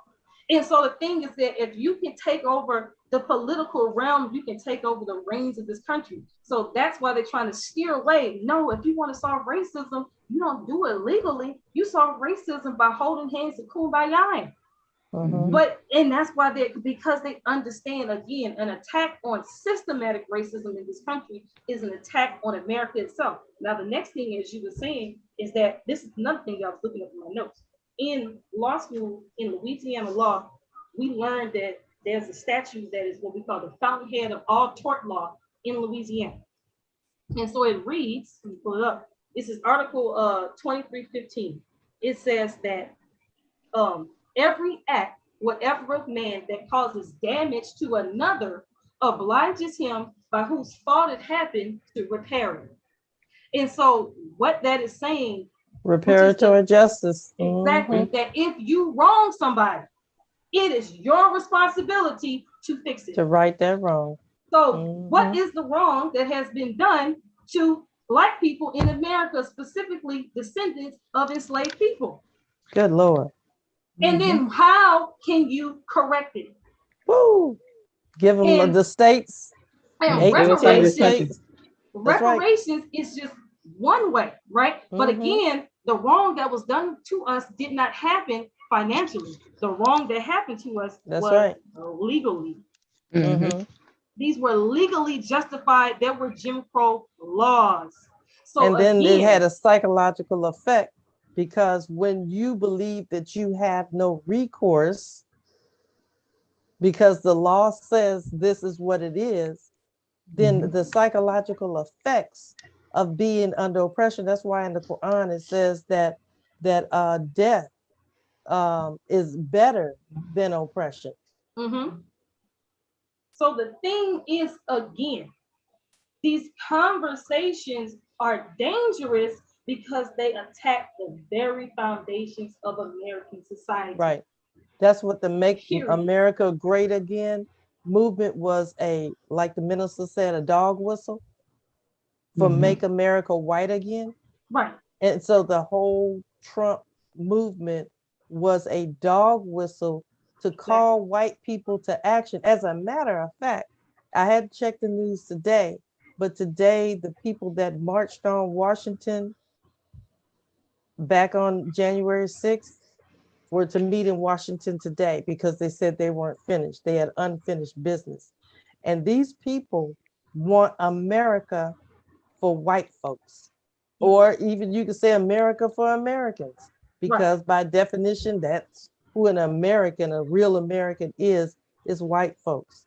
But And I so want to say this Mhm. and shut up, because like I said, we getting no solution. I want to make this is I'm stringing my logic here. Going back to the let's deal wisely with them. How do you deal wisely with a people that you're trying to subjugate? You do it covertly where they don't even know this happened. And one of those ways I submit is through the education system by teaching a revisionist false history. One, that's right. Because we know what they said, they don't want the light to get back to the minds of the slave, and we know the science behind. Like the Honorable Minister, Most Honorable Elijah Muhammad says that when you tell a child a lie, it actually claims against the grain of their brain, therefore effectively keeping light getting back to their minds. So the thing is, the education system is one of the ways to deal wisely with this group of subject people. And now you understand why the Most Honorable Elijah Muhammad and the members of the Nation of Islam, our first fight was what? Education. So what should we be doing today? It should be about Educating education. our own, because That's right. it is education and light. That's getting right. back to our minds that is a threat to the system. That's right. That's it. That is it. And so that really is the closing comment about what this is about. It is so important. And the Most Honorable Elijah Muhammad has laid out the way. Like I heard Student Minister Ava say last night on study group, she said the Nation of Islam has a position. We have a platform from which we can launch our position. Now that's what makes us such a formidable foe, if you will, to those who are opposed to the truth, because we have a position, definite position. If you want to know what the Muslims believe, if you want to know what the Muslims want, you can go look on the inside back cover of the Final Call newspaper, on the Final Call on the Nation of Islam website, and you will know what our position And a message is. to the black man. And the message to the black man in America. It's on the inside of that too. That's right. And then what we have is a platform from which we can launch our positions. That's what makes us such a threat. We have a military line organization by which we can move information through a chain of command from the top all the way down to the bottom. And we can do it in an efficient manner, which is something that organization is one thing they want to make sure Black folks can never do.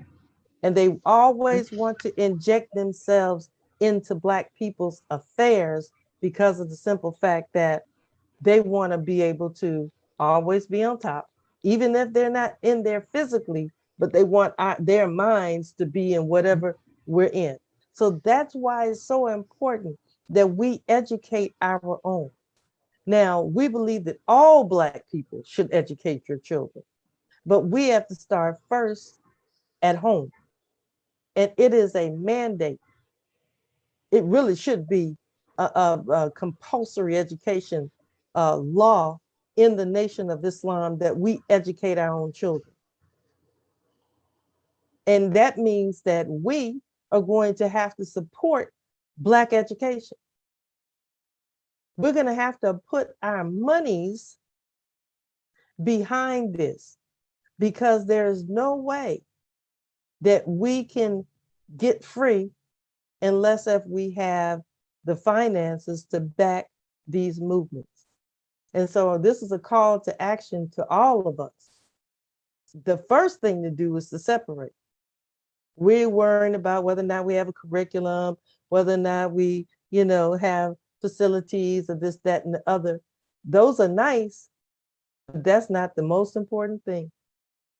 What you want is your children under your own watchful eye.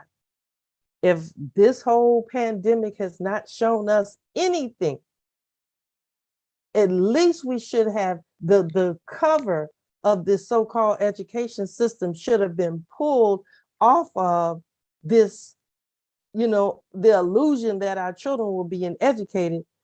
That whole illusion should be disbanded from our minds, because as parents, we actually had a window into the classroom for over a year to see what was going on, to see what was being taught. Now these people are coming outright and telling you, we want to vaccinate your children with these vaccines. We don't want your children to learn about the history that white folks perpetrated on Black people and other people of color in this country. Why are you sending your children to school? That's what I want to know. Why are we use the term about killing fields, sending our children to the killing fields, and it almost became a euphemism. Why are we doing it? Do we need a daycare? Is that what it is? I cannot understand how you can carry a child in your womb for 9 months and then give that child over to your open enemy. And somehow your mind is supposed to square that up. So this is a call to action. We have to. It is a matter of national security that we take charge of our children's education. Y'all go ahead. I'll say the mind doesn't square up. That's why they fighting, talking about something they ain't teaching my children Black history, because their mind can't square it up. I know. Or our, let me say, our collective our. We always put ourselves in. Going back to solutions, when you were saying how could you carry a child again in your womb and then give them to the open enemy, we know the answer, like we were saying, yes, because they need a daycare. But I like how student minister Ava put it. She said that you can't think about the higher profundities in life if you have a plastic bag over your head. I.e., she was saying if you're constantly in a state of survival, she said you're operating out of the lower part of your brain and you're just trying to make it to the next day, the next second, the next minute of life. And that's how we're purposely kept in what they call the rat race. We're just spinning the wheel and just going around, and they purposely keep you from that. But the solution is support the Nation of Islam and the Muhammad University of Islam. And with your support, if you're going to work anyway and having your children stand somewhere, support the educational program, the most honorable Muhammad, and then that way we can provide a free education to your children. That's right. So that's the solution. Support the Nation of Islam and the Muhammad University of Islam. Support the Nation of Islam and the Final Call. Support the Supreme Bean Pie. Support Black education, and then that way Black education can support the future. That's right. You put it independent well. Black education. Independent Black education, because we don't want any strings attached to the enemy. I know that we have come up on these charter schools and we've done well and we've educated a couple of children, but you know what now?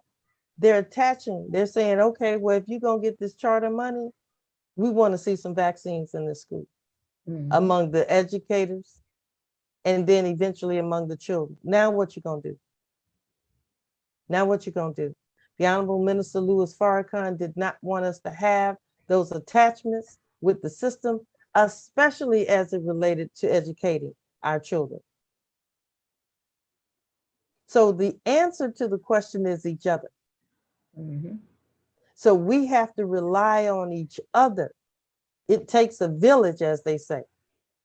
And so you have to free one or two sisters or brothers in your cities that can educate your children. You start there and you support that person. You back that person. You don't turn on that person. You give that person help and support. And this is what we have to do. This is the only way that we are going to solve this problem, and the answer is each other. And so now it is a call to action. We cannot afford to lose another generation of people here in the mine. We're trying to keep our children from getting these vaccines because we don't want some of the ramifications and fallout that has happened. And I'm not saying this from the standpoint, this is some radical Nation of Islam ideology. These are CDC whistleblowers. This is not Ted Kennedy, not Ted Kennedy. Robert Kennedy Jr. Yes. An attorney, a legislator, these people are saying what's going on with these vaccines and how many vaccines our children are being subjected to. And when they say, okay, well, you can't send your children to school if you don't get the vaccines, then what? So what I'm saying is that our answer is a simple answer. It's not even hard. That's what we did in our city. When we decided it was time to educate our own, we did it for free. The brothers went to work. They did whatever they had to do. The sisters went and educated the children. We didn't even take a salary because our children's education was so important to us. And did that, myself personally, did that for 6 years. It's not that I could afford that. It's that that's what was necessary. And you have to be willing to go for broke. Now, I don't mean we want people to be broke, because you need to support your educators, straight up. I don't know who may be getting paid, but that's one person that needs to be paid, or the people that need to be paid. And when we could afford to pay the teachers, we paid the teachers. I'm sorry, Sister. I have yes, to, ma'am. I have to, hallelujah, amen, hallelujah. Is that, yes, support your educators and don't have your educators out here broke. You know what I'm saying? Having them scratching, sniffing.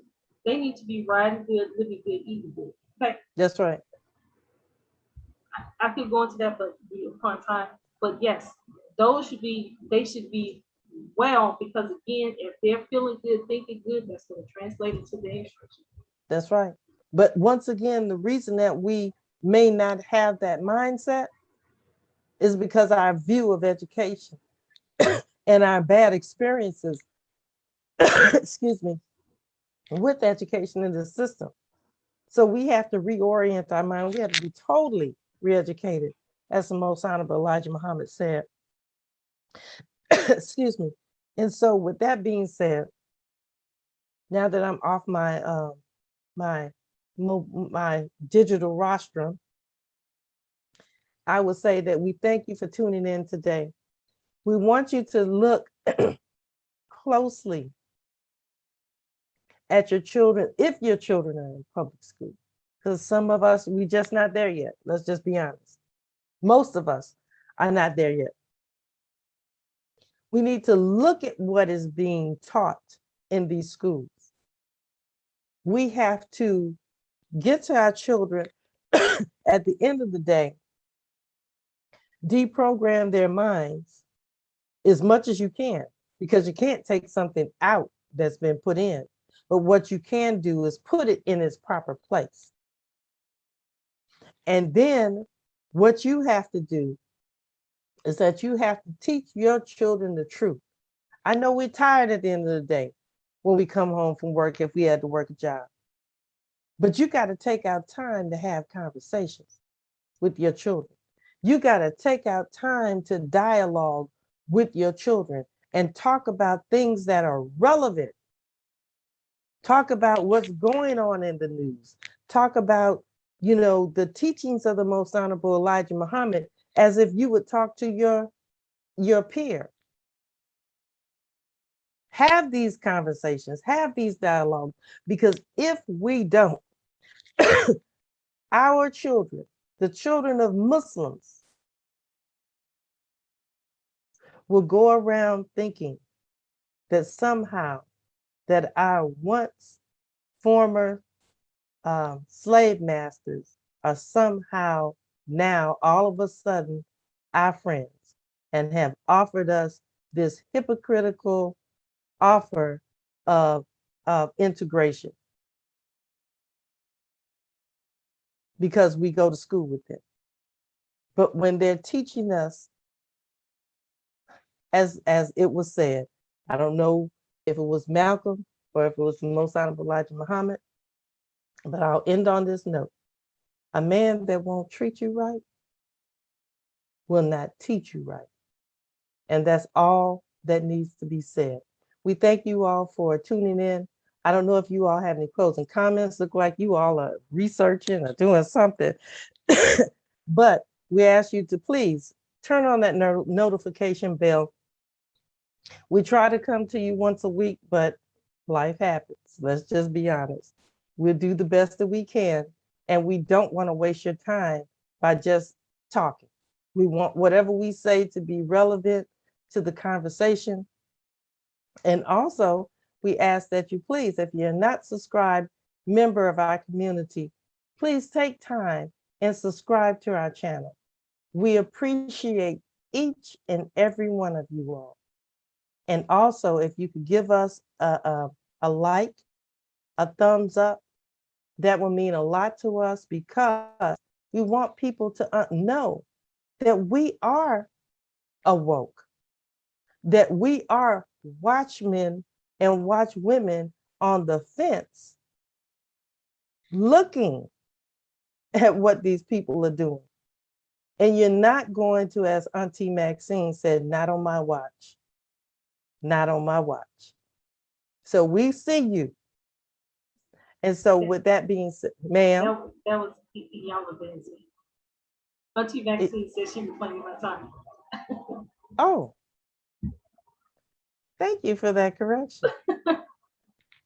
Not on my watch. I swore that was Auntie Maxine, but she reclaimed the time. I do remember that. Well, I stand corrected. Iyanla Vanzant, not on my watch. Not on my watch. Thank you. With that being said, please tune in next time. We thank you, and we ask that you all keep us in your prayers as we will keep you in ours. And may Allah bless you all richly and stay safe during this time of this pandemic. And until next time, Assalamu alaikum.